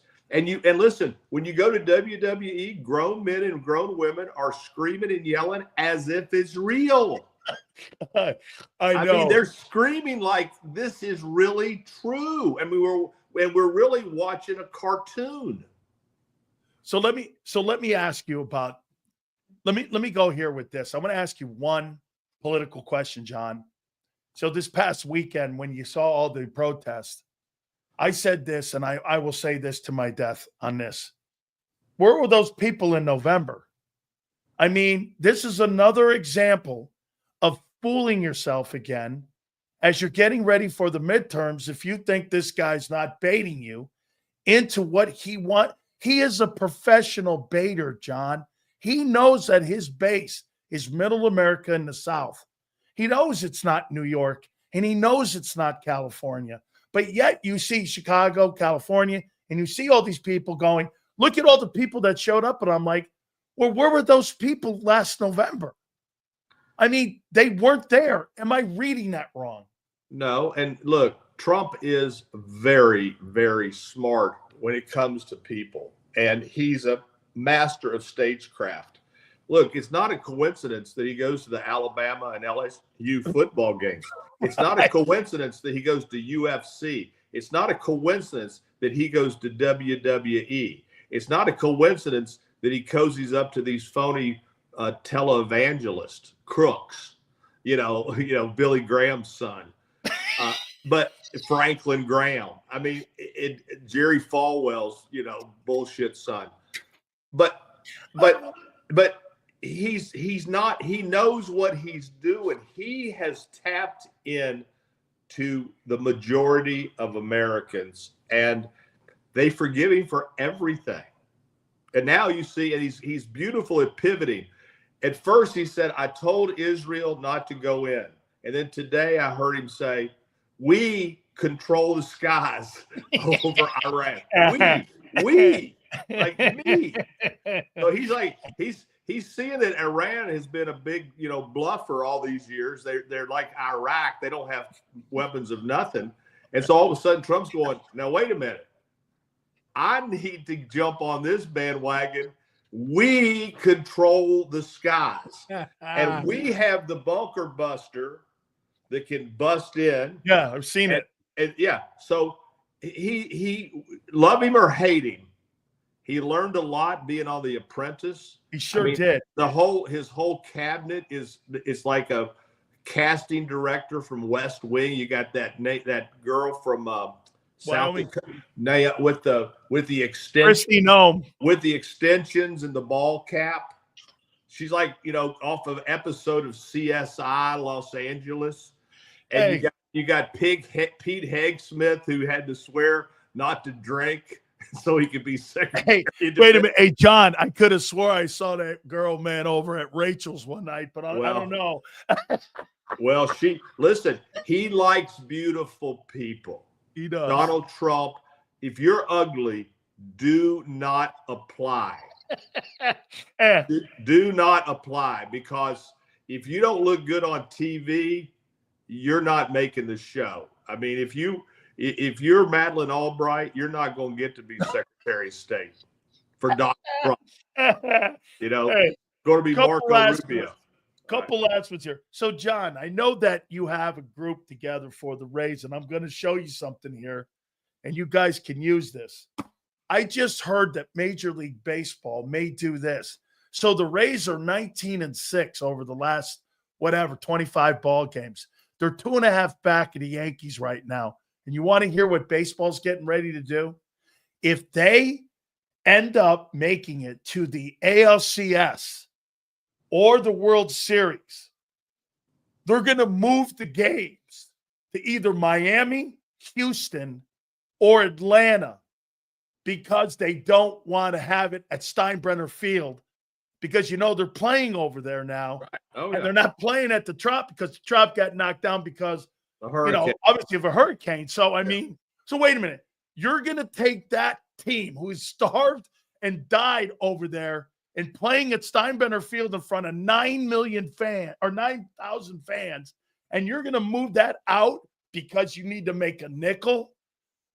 That team will never survive in the Tampa Bay area. Look, just remember this. It's only about making nickels. That's what that's all about. So you can go down there and play in a softball field type setting, but you got to have a stadium. You got to have something to get the money for the World Series or the playoffs. But it's not sustainable. They can't stay there. I don't think they stay in Tampa. Our group, we got to be careful because there's so many people that you don't want to offend. There's so many, there's Major League Baseball. You got to play nice. And so our group, we're ready to buy the team. We're ready to negotiate. But still want too much for it? I heard he overpriced it. I don't want to get into that. Right. But look, you know what something is worth, Dan? What? What somebody will pay. Okay? If you ever want to know what something's worth, it's worth what somebody else will pay.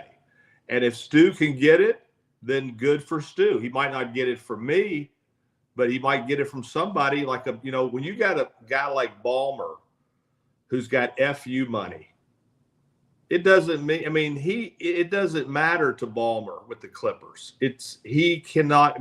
The interest that he makes a year is jaw-dropping. He has as much as Bill Gates. But so, when he bought the Clippers from Donald Sterling made a racial slur, and it turned out to be the best business decision of his life. He gets run out of the NBA, and he's like, $2 billion. Thank you. He sold the sorriest team without even an arena. The history of Olowokandi, and he still got $2 billion. Right. When he sold that's right, to Ballmer, he did. John, right. I want to ask you one last one here. Okay. Athletes in politics and being endorsed by respected companies and making political statements. Are you a fan of it? And I'm going to give you an example of this. So when LeBron James goes out and makes a political statement, then full well that Nike makes all these shoes with slave labor in China. 97% of the operation for all Nike's gear is made in China and overseas. And then he turns around and he bitches about the tariffs that are going on in America. Are you a fan, or do you believe that athletes should be more like Tiger and Michael? Those two guys believe that Republicans buy shoes too, that you're selling a product. Do you believe that you should have a political stance? It's not like the 60s, John. Well, look, these people, Michael Jordan, Charles Barkley, Tiger Woods, they become Republican real quick when their taxes are at stake.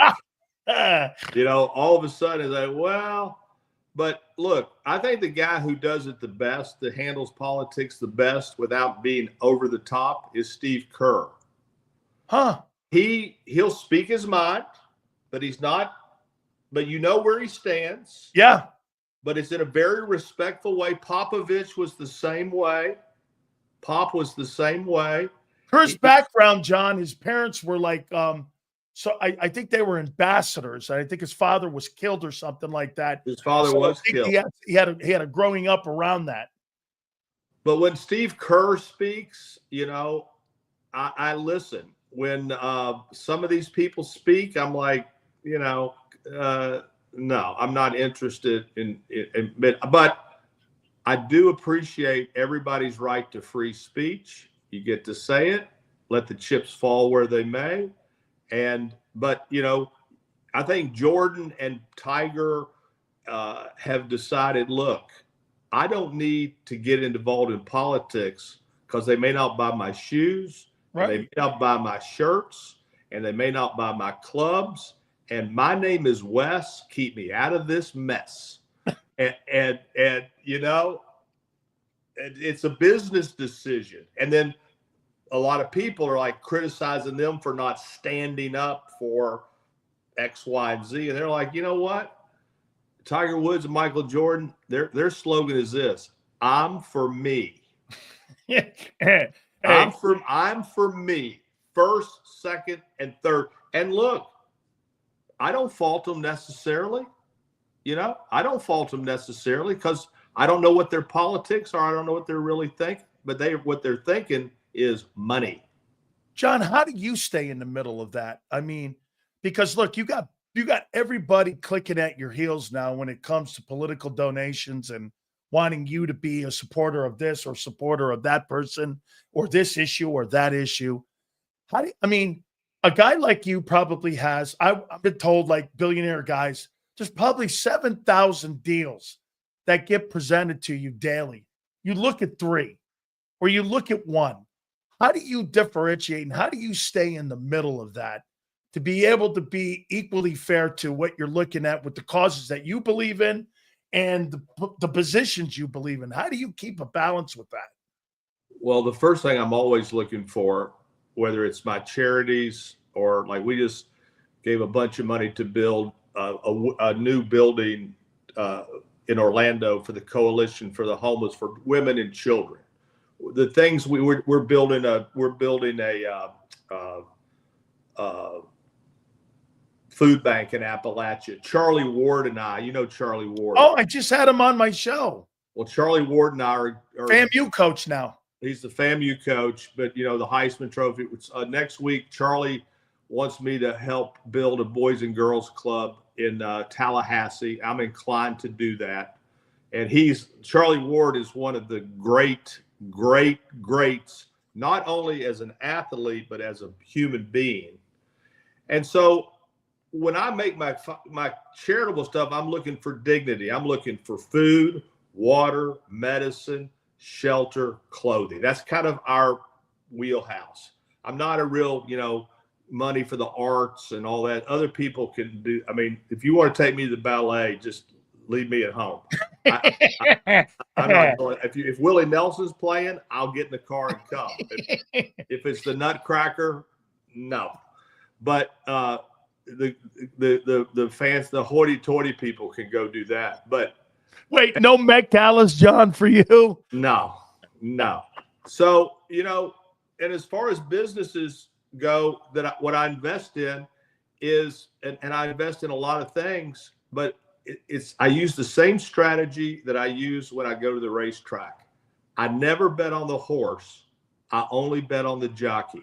You told me that years ago. And I still do. When Pat Day was still a jockey and Jerry Bailey, I'd go to the racetrack, and if I saw Pat Day and Jerry Bailey, one on a long shot, one on a nut, I'd put a win on each of them. They go, do you want to see? I don't need to see anything else. I don't need to see anything else. Jerry Bailey, Pat Day, book. Let's go cocktail.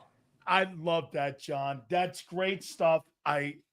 You told me that. I remember we're sitting there smoking cigars. Thanksgiving. It was like Thanksgiving. Yeah. John, I go, John, what's the key? He goes, dude, you got it wrong. Because I was talking about it. Hey, what do you think of this? You know, do you invest in stocks? And he looked over at me. He goes, I invest in jockeys, not the horse. And I'm going like, man, I have always used that. And I talked to Warren Buffett about this. He goes, never invest in widgets, invest in workers, Right. and people. And so, I used to get him on, John, because he runs that Final Four tournament thing. And so we were talking about his bracket and how his employees and when he buys a company, he leaves them alone. Yeah. He doesn't buy it. Most people buy it and come in and muck it up. What Warren Buffett does is he's not buying the company, he's buying the people that run the company. Right. And then he buys them and lets them run. He lets the big dogs run. And he says to the big dogs, if you can't run with the big dogs, don't get off the porch. With that, we end it. John Morgan, once again, man, it is always a lesson. And folks, believe me, you got to check that video out. He's absolutely right. And you can see him all over, too. Obviously, he's like John will always tell you, I don't need to be anywhere because I'm everywhere. John, thank you so much, my friend. All right. Love it. John Morgan, man. Can never get enough of him. I just absolutely love my friend. And you know what's cool? The way he does business too. You heard the way he was talking. I saw some of you in here posting that stuff. John Morgan, racist. Is that right, Prince? It's because you guys don't like to hear this. Race sells. It's a white guy and a black guy. So what? You can't talk like that? Some of you guys are snowflakes. Okay?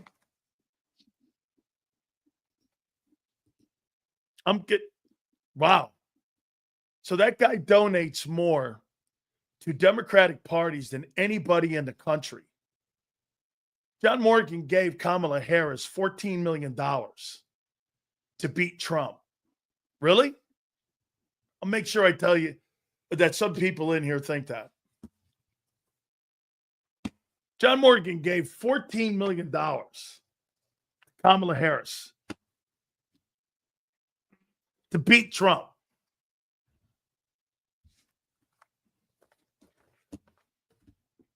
I don't care what you are. I vouch for that guy any day, any time. Known that guy 25 years. It's the furthest thing. He and Barack Obama are best friends. Anytime Barack Obama needs something, John Morgan's there for him. They're like exceptionally close friends. Keep it moving? No. I'm not letting anybody talk like that about my friend. When you don't know him. Oh, then again, no, Prince. What the hell? You throw shots at big sales too, right? That's all good. Okay. Tripping. Tripping on what? A dumb comment? Wait, I love it when I see those. What am I tripping on again? A dumb comment. Yeah, okay. I must be tripping. I'm tripping on some guy who's sitting in his drawers somewhere in America, and I'm tripping on that guy. Yeah, okay. Hey, wake me up when that's true. How you doing? All right. Let me get back to my topics here. What a day. This has been great. Do me a favor. Please hit the like button, guys. All right. Oh, wait a minute. I got to reset that one. Oh, yeah. I think we're going to get. Hold on here. So, Xander Kraus.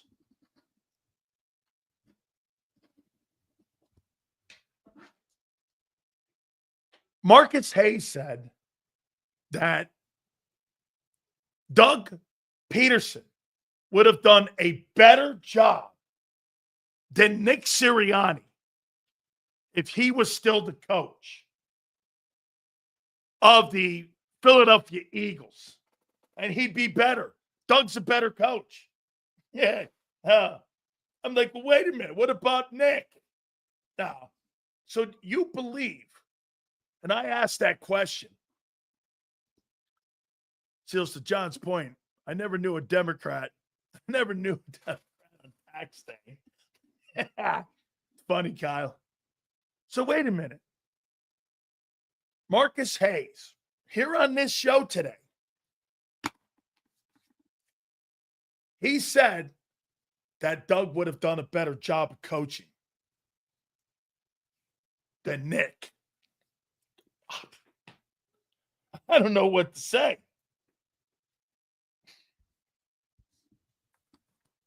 I mean, do you believe that? Is Peterson a better coach than Nick? Marcus says yes.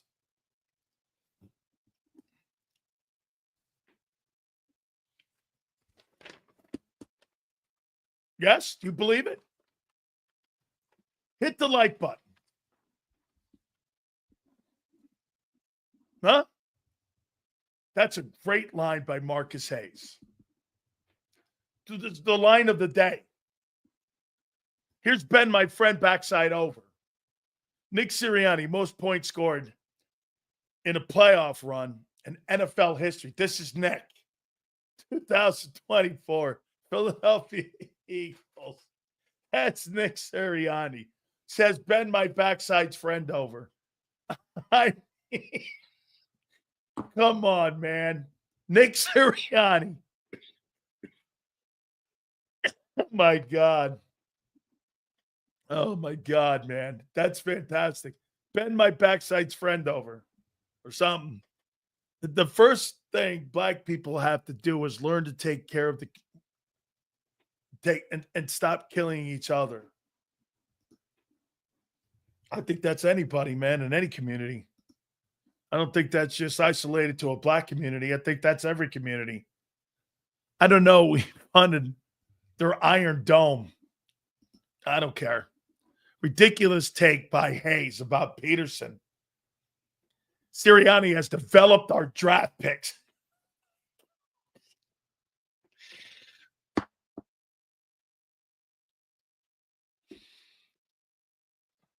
Michael, you believe what you just wrote? You believe that Nick Sirianni has developed the draft picks?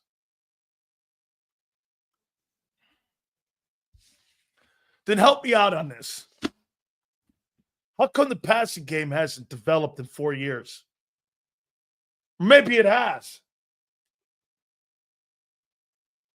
How come the passing game hasn't developed? And it's like, 4 years ago, where it is now, it's 30th. It's 30th. How come it's not developed? That's right. That goes for every race. Stop killing each other in communities. Alamo. That right?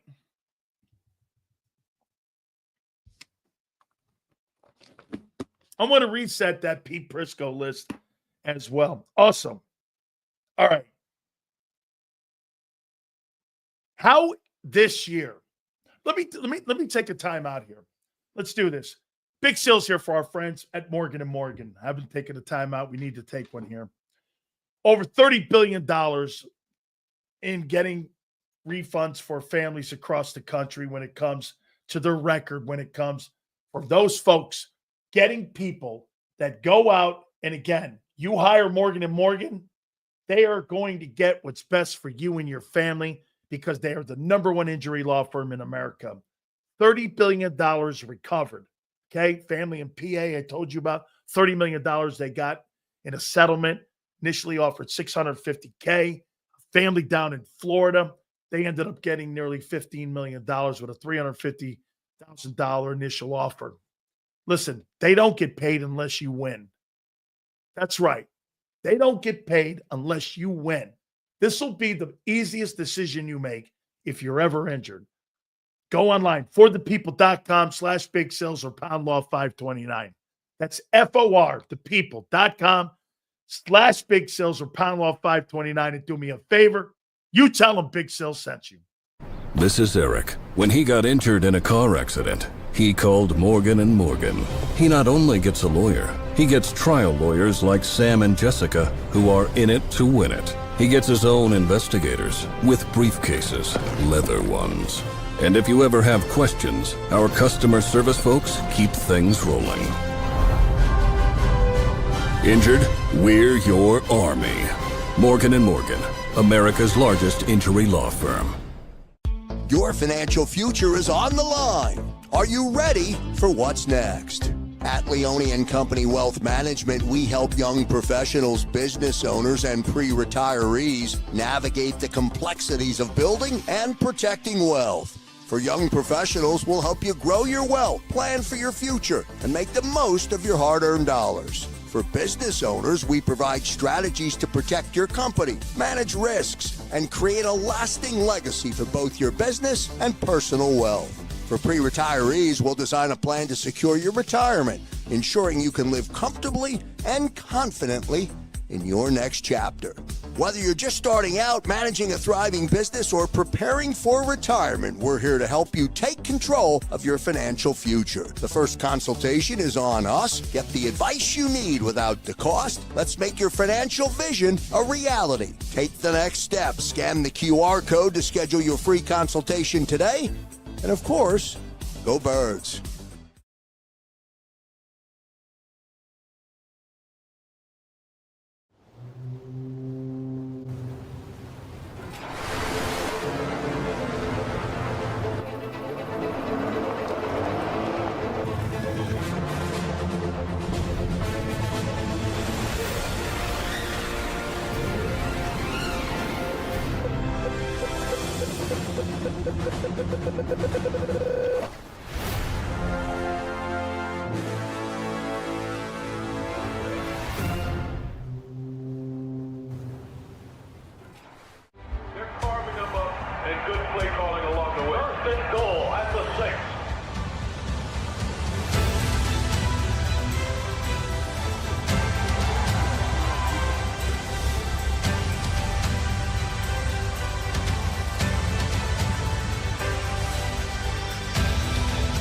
Field of life, First Trust Bank is there for you. Champions on three. 1, 2, 3. Because Philadelphia dreams deserve a Philadelphia bank. In our hometown, we all look out for each other. We step up to keep our communities going strong. And at Independence Blue Cross, we're here to keep you going strong as the #1 health insurer in the region. No IBX is always looking out for you. EAGLES, Eagles.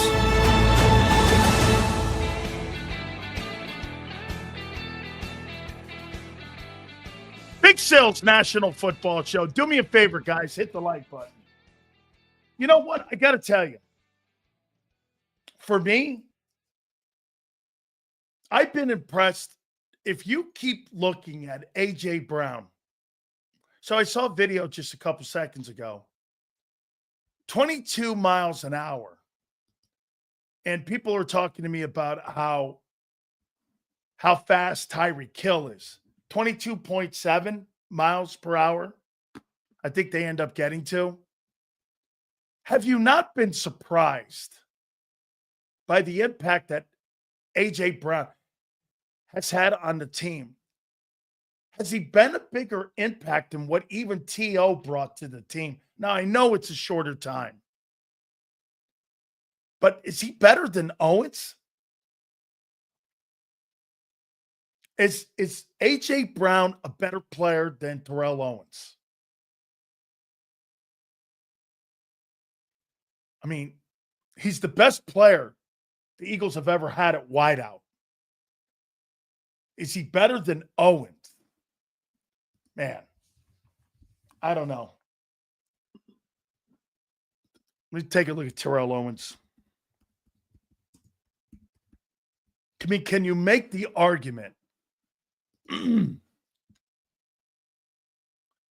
These numbers are just stupid by Owens. Led the NFL in touchdown receptions 3 times, excuse me.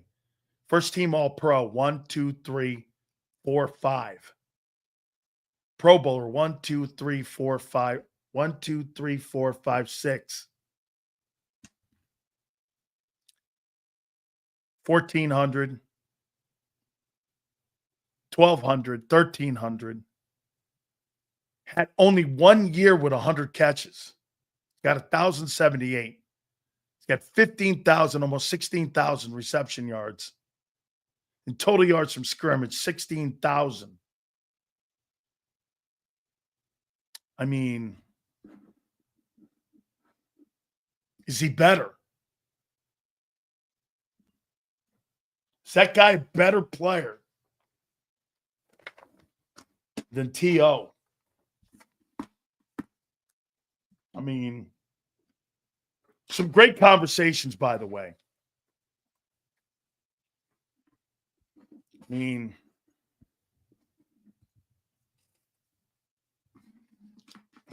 he might be. Now, he's in a great system, and it's a different league. That's kind of what Xander was talking about with John McMullen. You know, I'm not going to, when they were talking, it's a great conversation about Lane. Okay. And if Lane Johnson, how do you look at Lane Johnson? I would make the comment that you only can really do it over the last 30 years.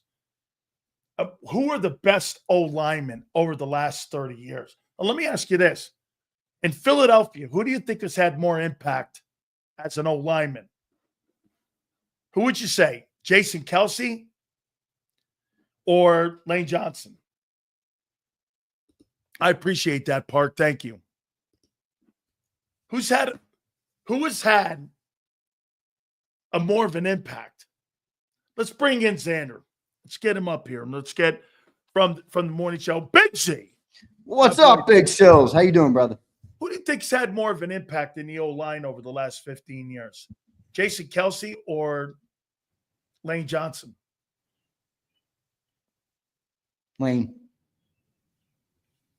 Actually, Why Lane? Actually, Now, that might be recency bias.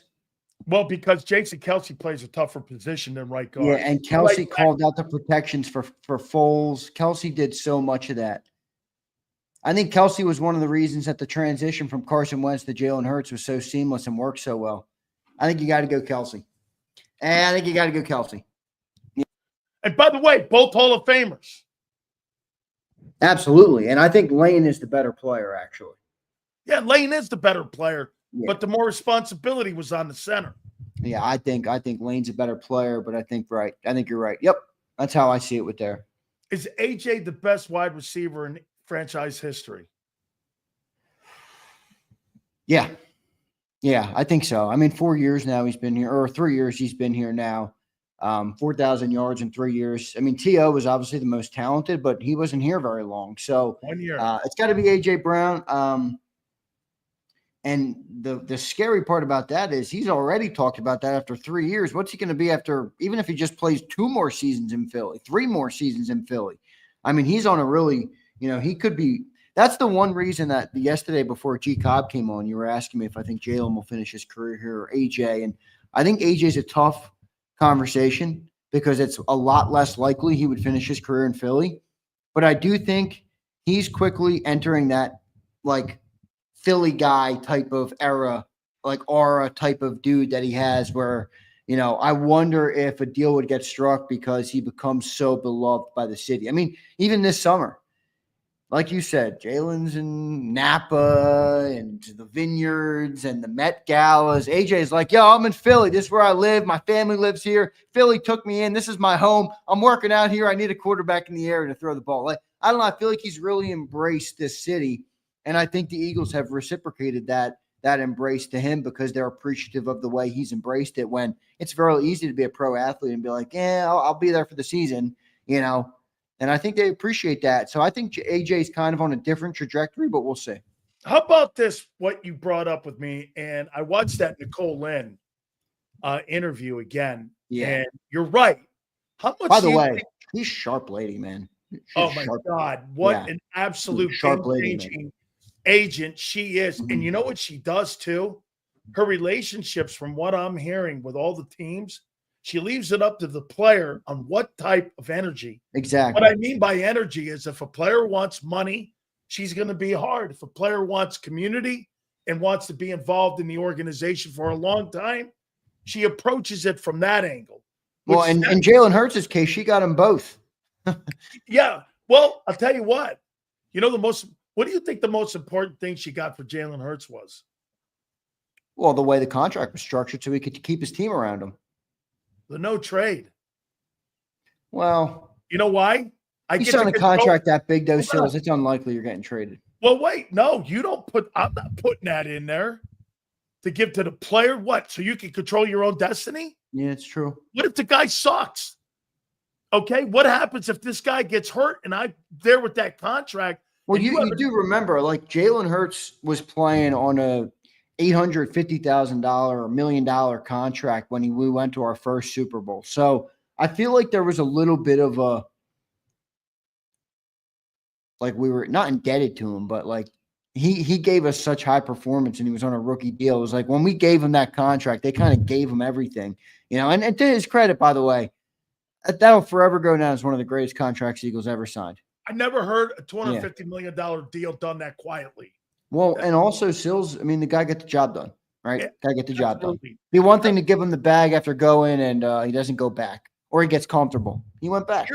Here's the one thing that maybe I will bend on where you say that he retires an Eagle. Because you said something yesterday and I thought about it. You know, he's not breaking, and Nicole said it too in the interview. Yes. He's not breaking the Eagles' nuts. Like in Baltimore, you know, they're talking about an extension. Yep. And remember when Josh got his this year, we talked about it too. Okay. And Jalen's not breaking stones over this. He's like, hey, look, I know we have to do this. We got a team we're going to build. He's kind of taking the Brady approach and to some extent the Mahomes approach to this. So to me, maybe the Eagles reward him with this, Xander. Hey, we're going to do everything in our power. As long as this keeps going the way it is, maybe we do make this guy play in one place like Troy Aikman.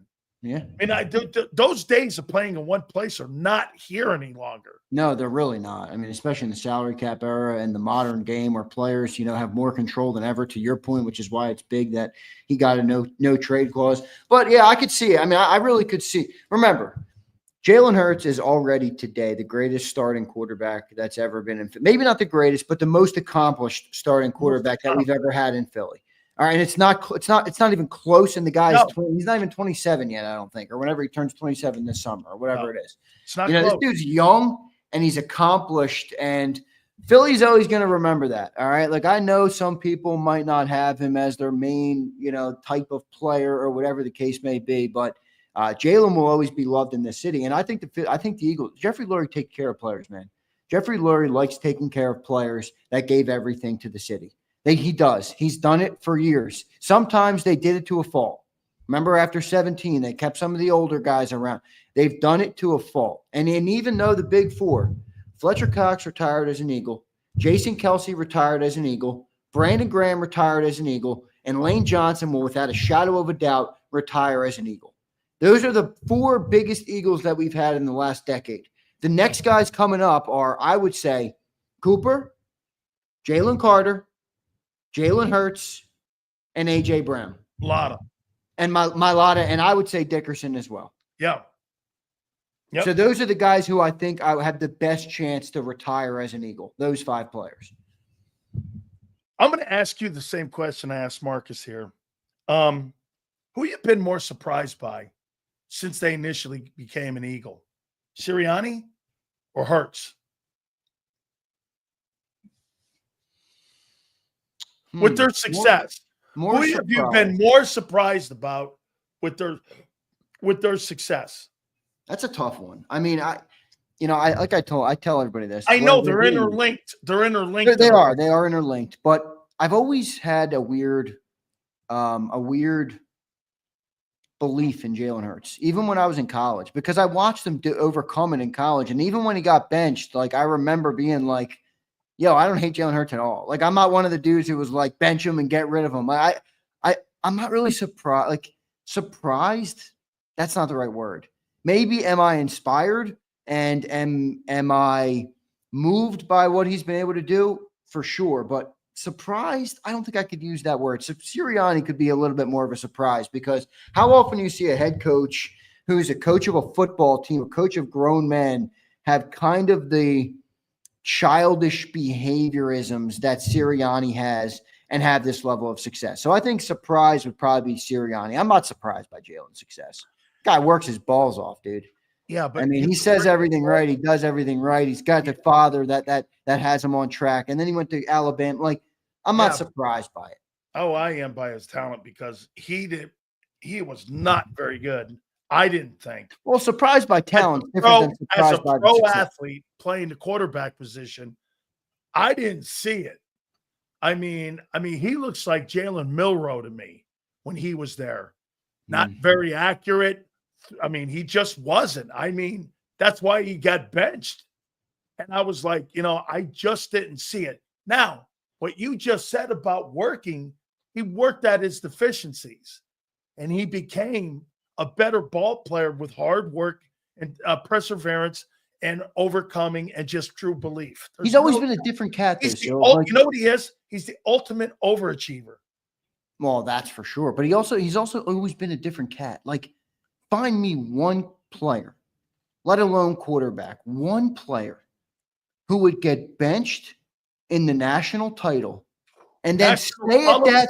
Wait a second. And stay at that school for an entire another season and come in and win the SEC championship. No way. I don't know if there's another player that exists. I wouldn't. That. So I feel like Jalen is always been that. He's, every once in a while you meet someone, you're like, dude, that dude's different. Like, whether you like it or not, he's a different dude, man. He's a different dude. Jalen's different.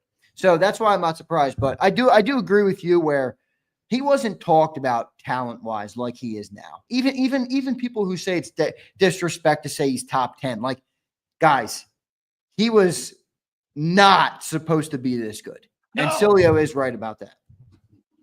So do you think the 13th pick of Jordan Davis is good or bad? Well, I think that's a tough conversation, because when you take a guy at 13 overall, you hope he has an upside that's bigger than a rotational, run stopper. And Sills, even if you're going to be a run stopper, if I'm taking you 13 overall, you better be one of the best run stoppers I've ever seen, right? So he hasn't been that, right? But to add the context of, was it too high? Absolutely. Why did we take Jordan Davis? And I think when you boil it down, we didn't take Jordan Davis to get sacks. We didn't take Jordan Davis to be a good pass rusher. We took Jordan Davis to improve our run defense and give us more versatility. Do you believe that right there has evolved to that? Or do you believe on draft day at the 13th pick they were going to get more? I think they thought they were going to get more on draft day, and they because of Vic, have morphed into that thinking. Just like they did with last year's approach and how they were going to approach the game, they have bought into, well, he's not that, but he's really good at this. Yeah, and they changed the metric on him. Well, I think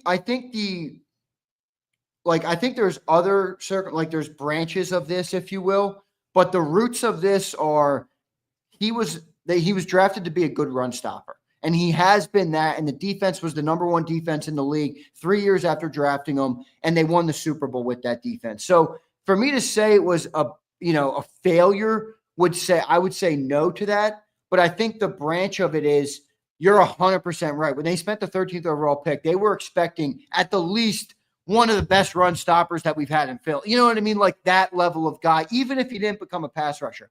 I don't think he's lived up to that hope or to that hype. So maybe a little bit of a letdown from that regard. But again, our defense was the number one defense if we won a Super Bowl. Like, I can't really look at the defensive draft picks and be like, yeah, that was a bust. No, not really. Like Jalen Reagor was a bust, dog. We had to use 2 number ones to replace that. I never used bust. I would ask you this, though. Don't you think when they drafted him 13th, they were expecting Jalen Carter? I think they were expecting. So you thought they knew they were drafting Vita Vea. I think Vita Vea is a lot better than Jordan Davis is. He is. I think Vita Vea could have been reasonably the hope. A really dominant run guy that changes the game. That's what Vita Vea is when he's at his prime. He's not right now. He hasn't been at his prime in a little bit, but I don't think Jordan was ever that. I mean, you could say Dexter Lawrence, who's one of the best noses in the league, who's a versatile player, is an every down guy. I mean, that's what you would hope for with the 13th overall pick. I think we all realized very quickly that Jordan wasn't going to be that. And now, hey, look, maybe that Jordan, I don't like to put a ceiling, Sills. I really don't. I don't like to put a ceiling and say, yeah, the player's never going to be it. He's 3 years in the league. He's not 8 years in. Well, this is his 4th year now coming up, right? Coming up his 4th year. Yep. Okay. Jordan Davis, age. Not the singer. There's a singer, I guess, that's named Jordan Davis. Yeah. Okay. Yeah. All 25 right. years old, and he just turned 25. Like, I'm going to give him a little bit more time. You think there's more upside to him? When you see him, you think there's more upside to him. See, I don't. I think it's who he is. This is what he is. But my problem is, dude, I you know why I'm hard on him?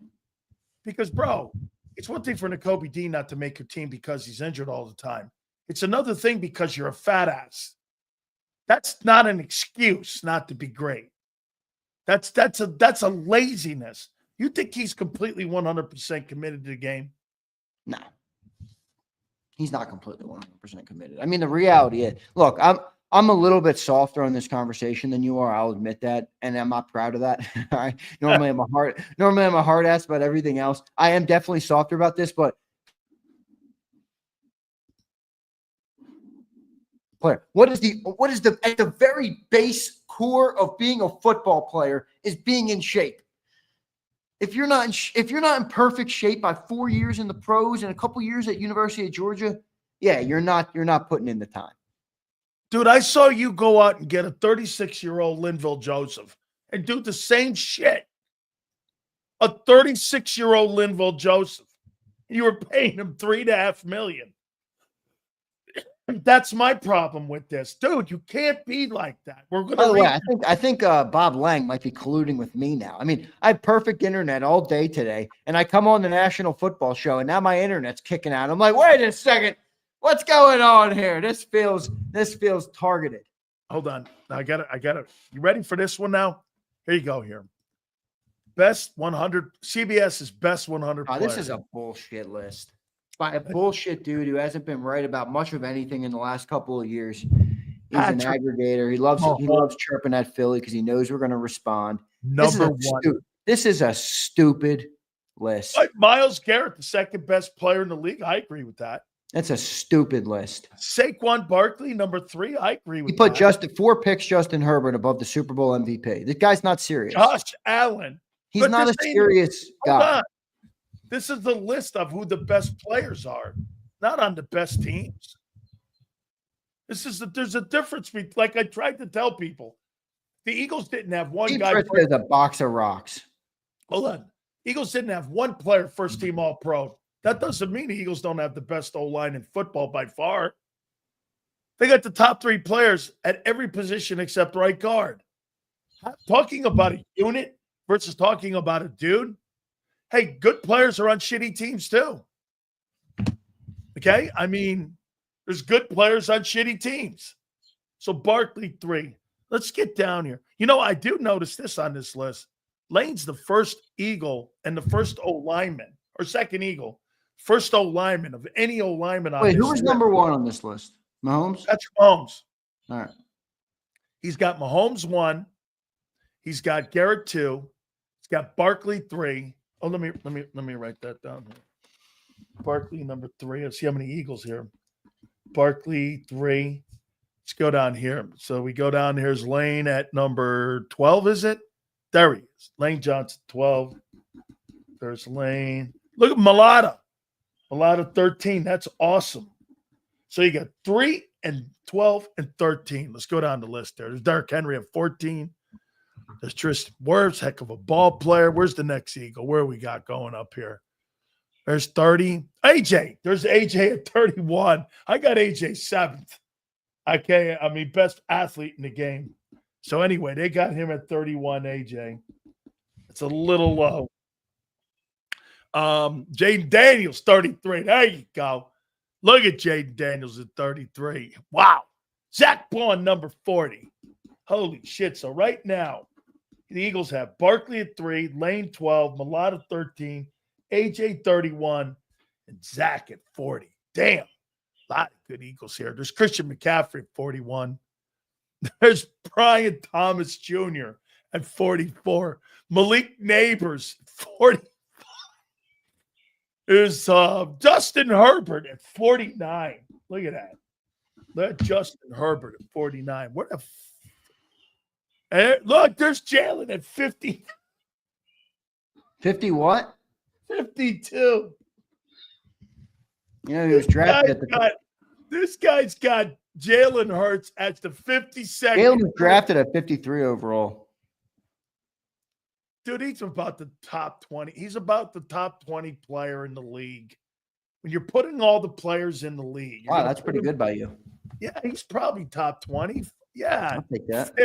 52? I don't think so. Hey, man. Why do you think the guy keeps getting shit on? Because it's fun to shit on him when you're not a Philly guy. Why? How could that be? So I don't know, Sileo.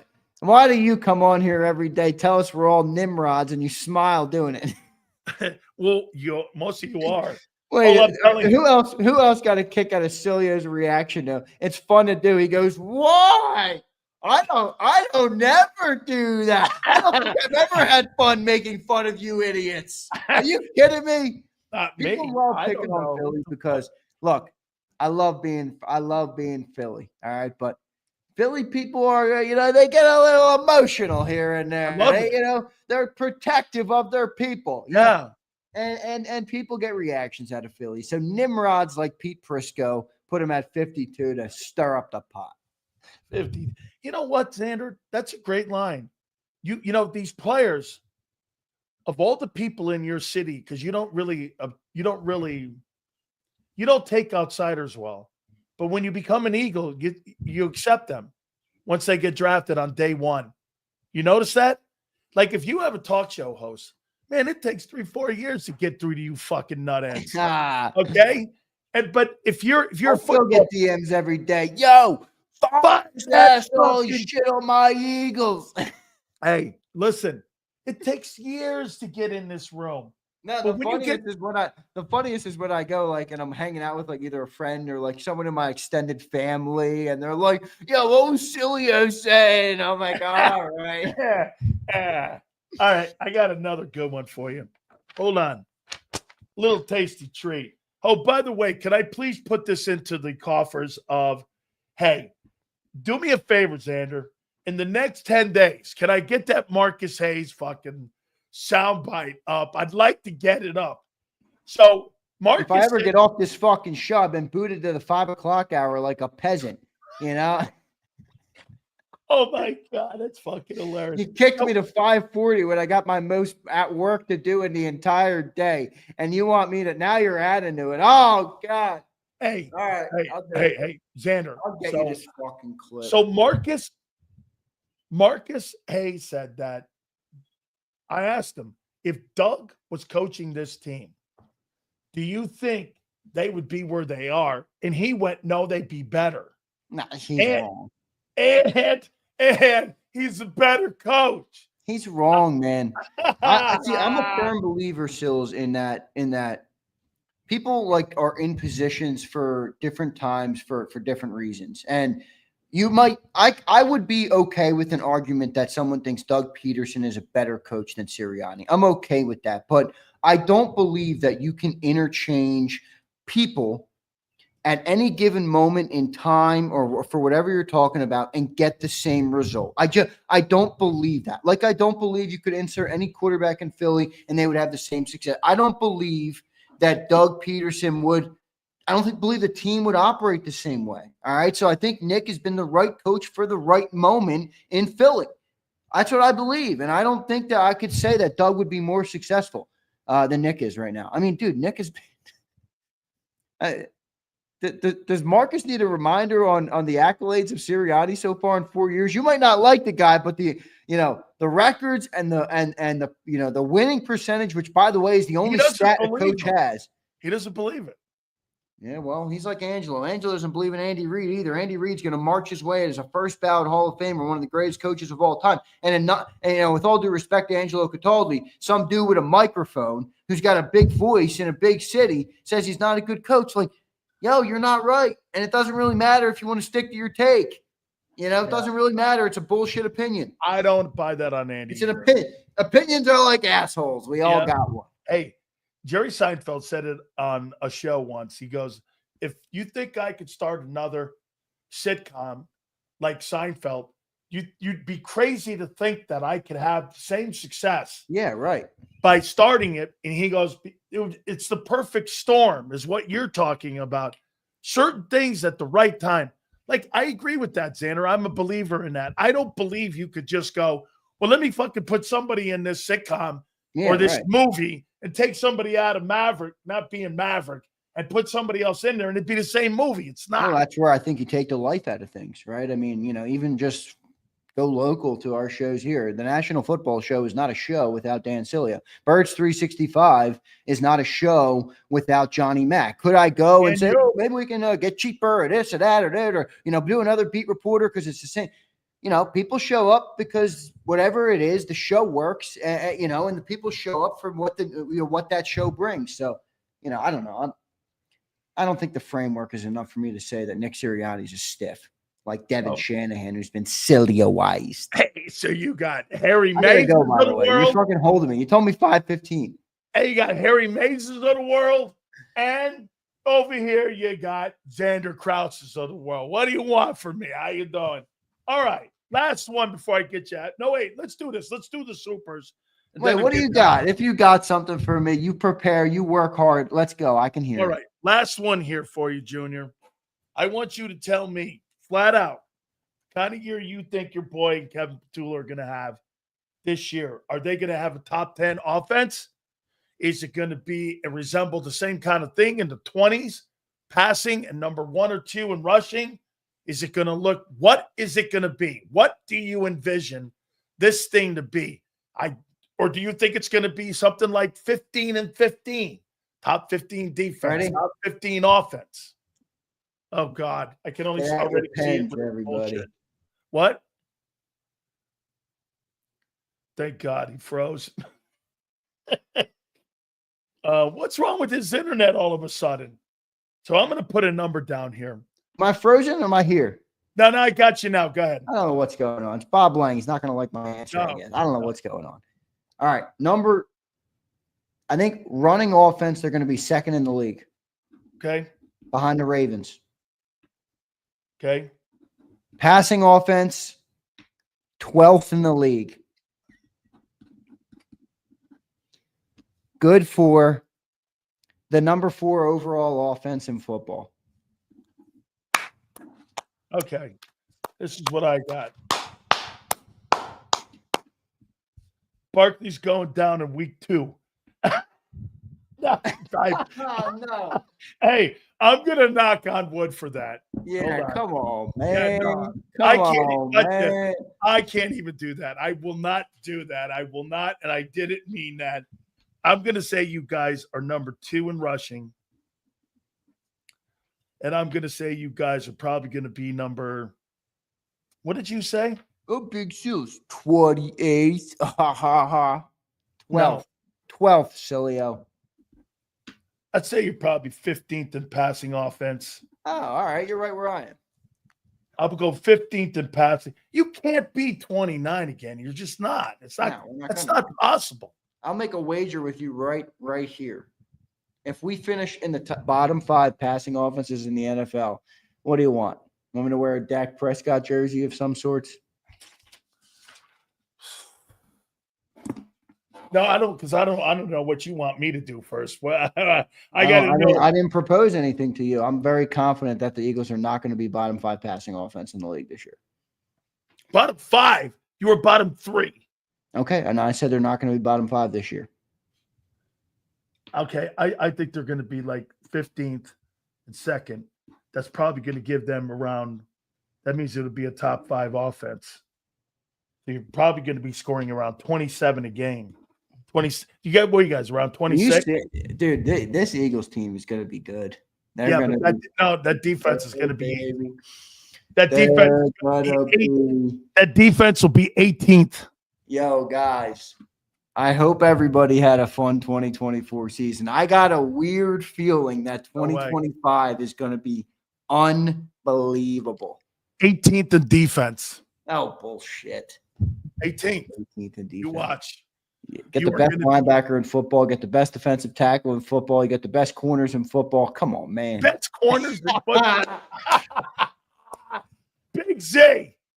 Hey, let's read some of them supers and get you the hell out. Oh, man, this dude. Best corners. 25 will be a movie. If I had to bet one thing right now, it's that I'll be back on Broad Street for a parade, baby. Adore and all you knuckleheads who didn't come to the parade last time, including you, Sileo, will be in Philly for it. Are you ready? Because I am. Hey, my boy Clancy Bolin, I believe I'm here for the opening week. Oh, gosh. Bro. Get ready. We're doing a show outside the link. Get this. That means you and me are going to be over at the offices that day. Yeah, so I'm working on it. You might end up with an egg on your head if you Yeah. if you go out to the tailgate, you might end up with an egg on your head, dude. Now wait a minute for a second. Philly soft. That's the funny thing. They'll chirp you online, but they'll see you in person. They'll all come, oh my God, that's Sileo. I promise you. Can you imagine me doing a tailgate Cowboy Day? Oh, God. The link. Holy shit, man. God. I would need a police escort. Look at Keese. He says, yo, Keese, Camel Keese. It might be 14-3, my guy. All right, let's get these super. I got to go, dude. 544. Devin says, JD is not the 13th pick good. Forget about where he was picked. He's a decent player that is serviceable. A bust isn't serviceable. He's not a serviceable player. He's a good player. That's serviceable. It's that kid Booker. Yo, Devin, keep grinding on the new job, brother. I saw your DM. Thank you for the support, for reaching out, for the $5 super chat, and I agree with your take on Jordan Davis. Yeah, he's not a serviceable dude. He's a good player. Park Alexander. What kind of car was Park got there, Sileo? Can you see that? My eyes don't work very Is that a Mustang? No, I can't.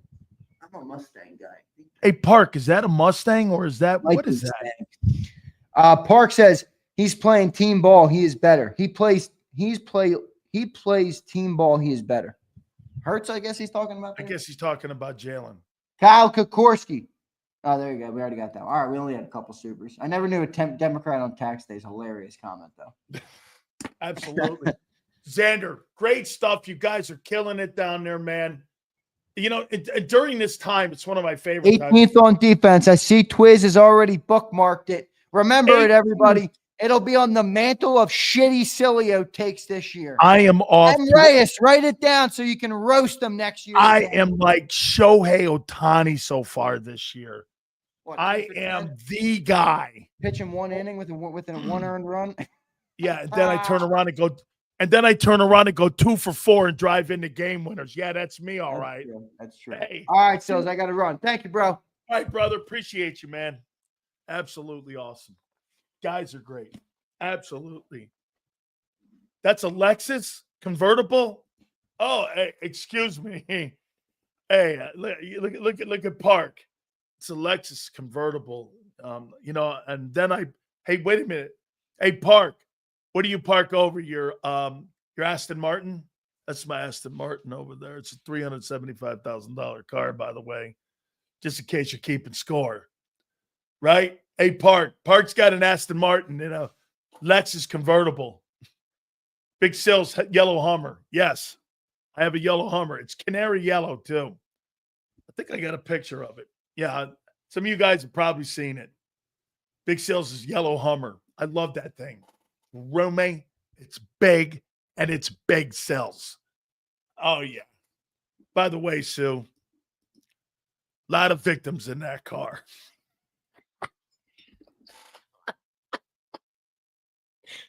Oh, man.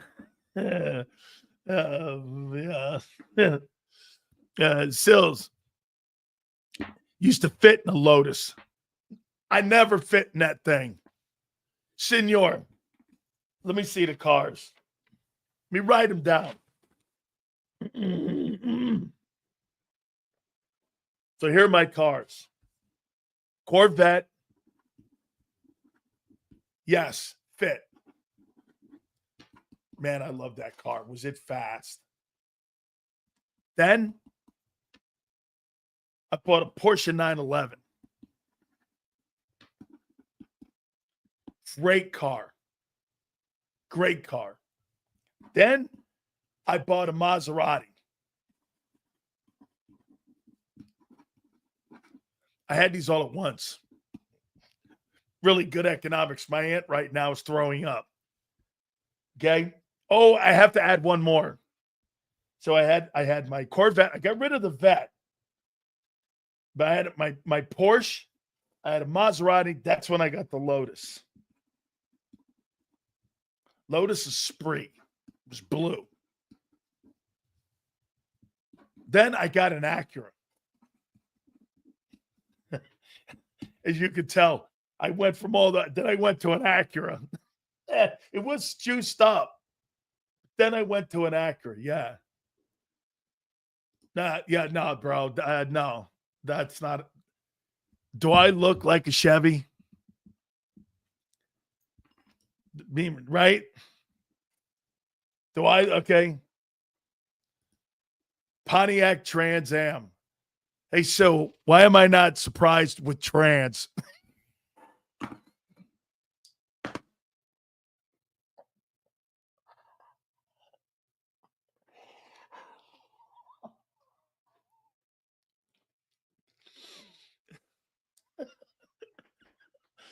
Oh my God.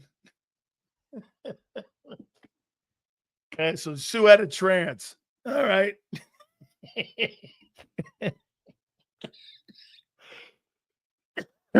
Hey, Sue, what color was your trans? Pink?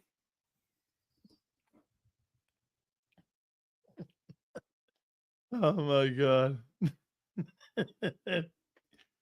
You can only fit in the Hummer. Yes, Sue. That's probably true. You should see when I get a rent a car. I can't fit into any one of them. Oh God. We're back talking. No, we're not. Okay. Says you're having too much fun. Why not? Why not smile? Are you kidding me? Chevrolet, heartbeat of America. Says Young Biz. Here's a guy that gives me shit all the time. Heartbeat of America. You ever heard of America, Sileo?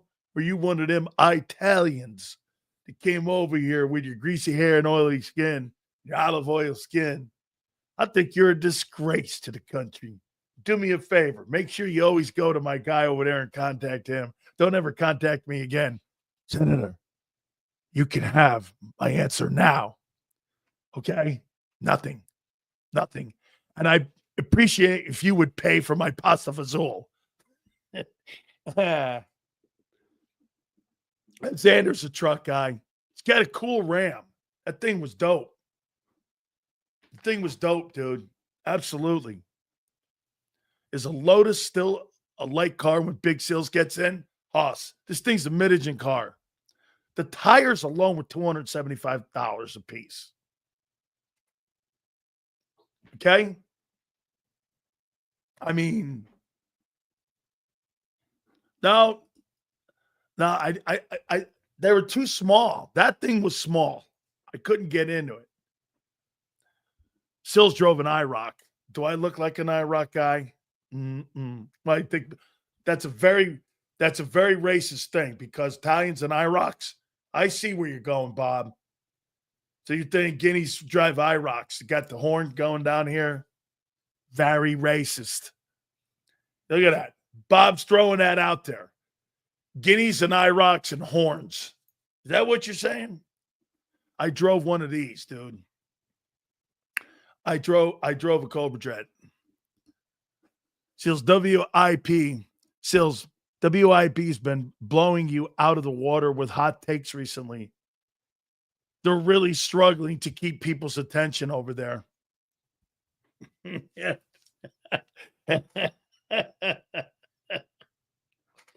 Yeah. Yeah, because you know why?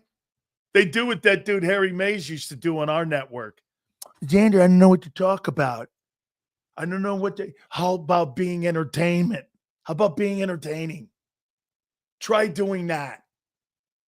A little entertaining. Ooh. Dream car GT500. I'm assuming that's a Stang, right? Xander's out of California. You ever seen a California special?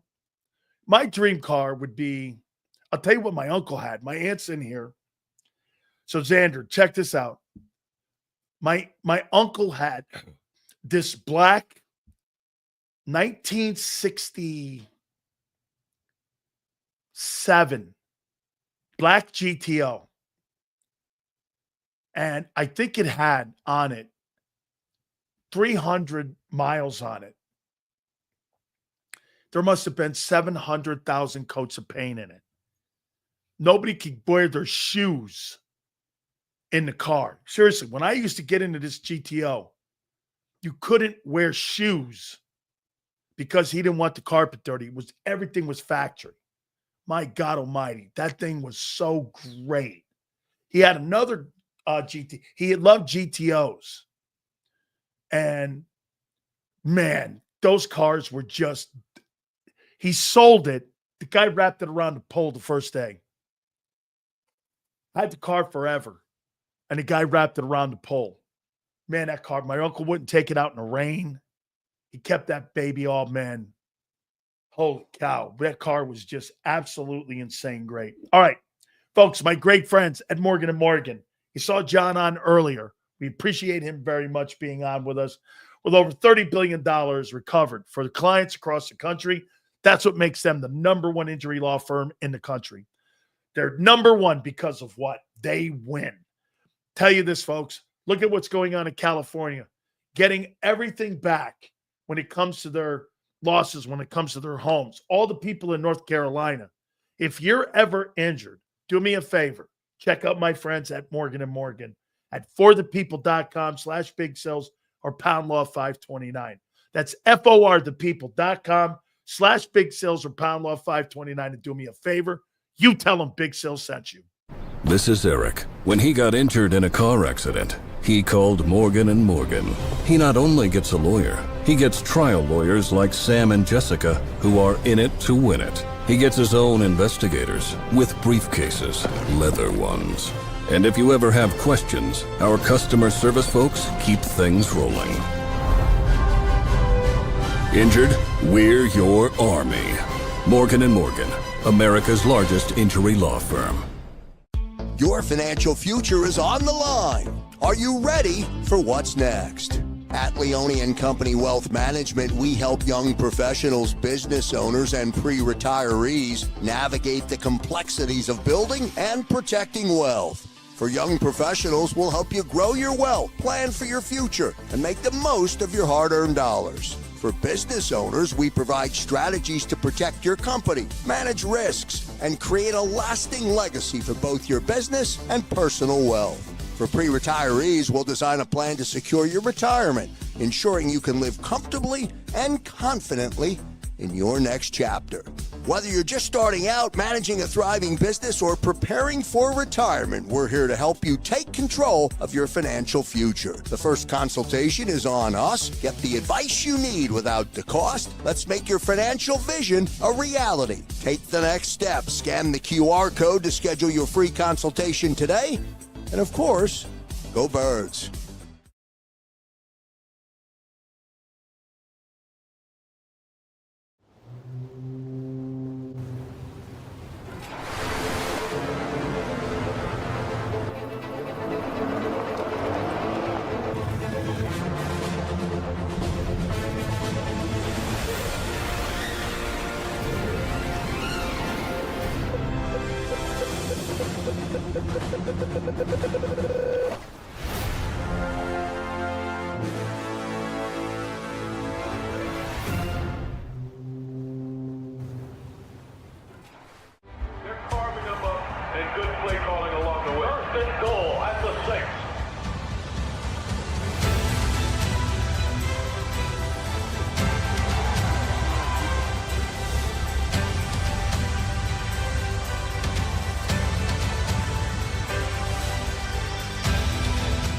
field of life, First Trust Bank is there for you.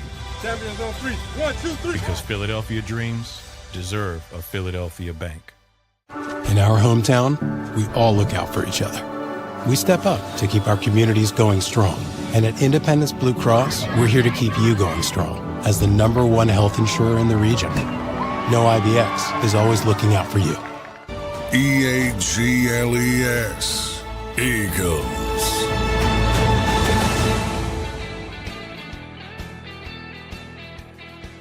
I want to thank the National Football League for welcoming me back.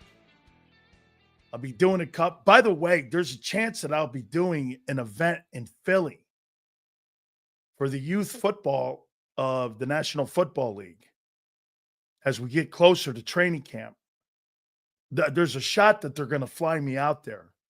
This next weekend, not this weekend, next weekend, I'll be in Oceanside, California. And there's a couple.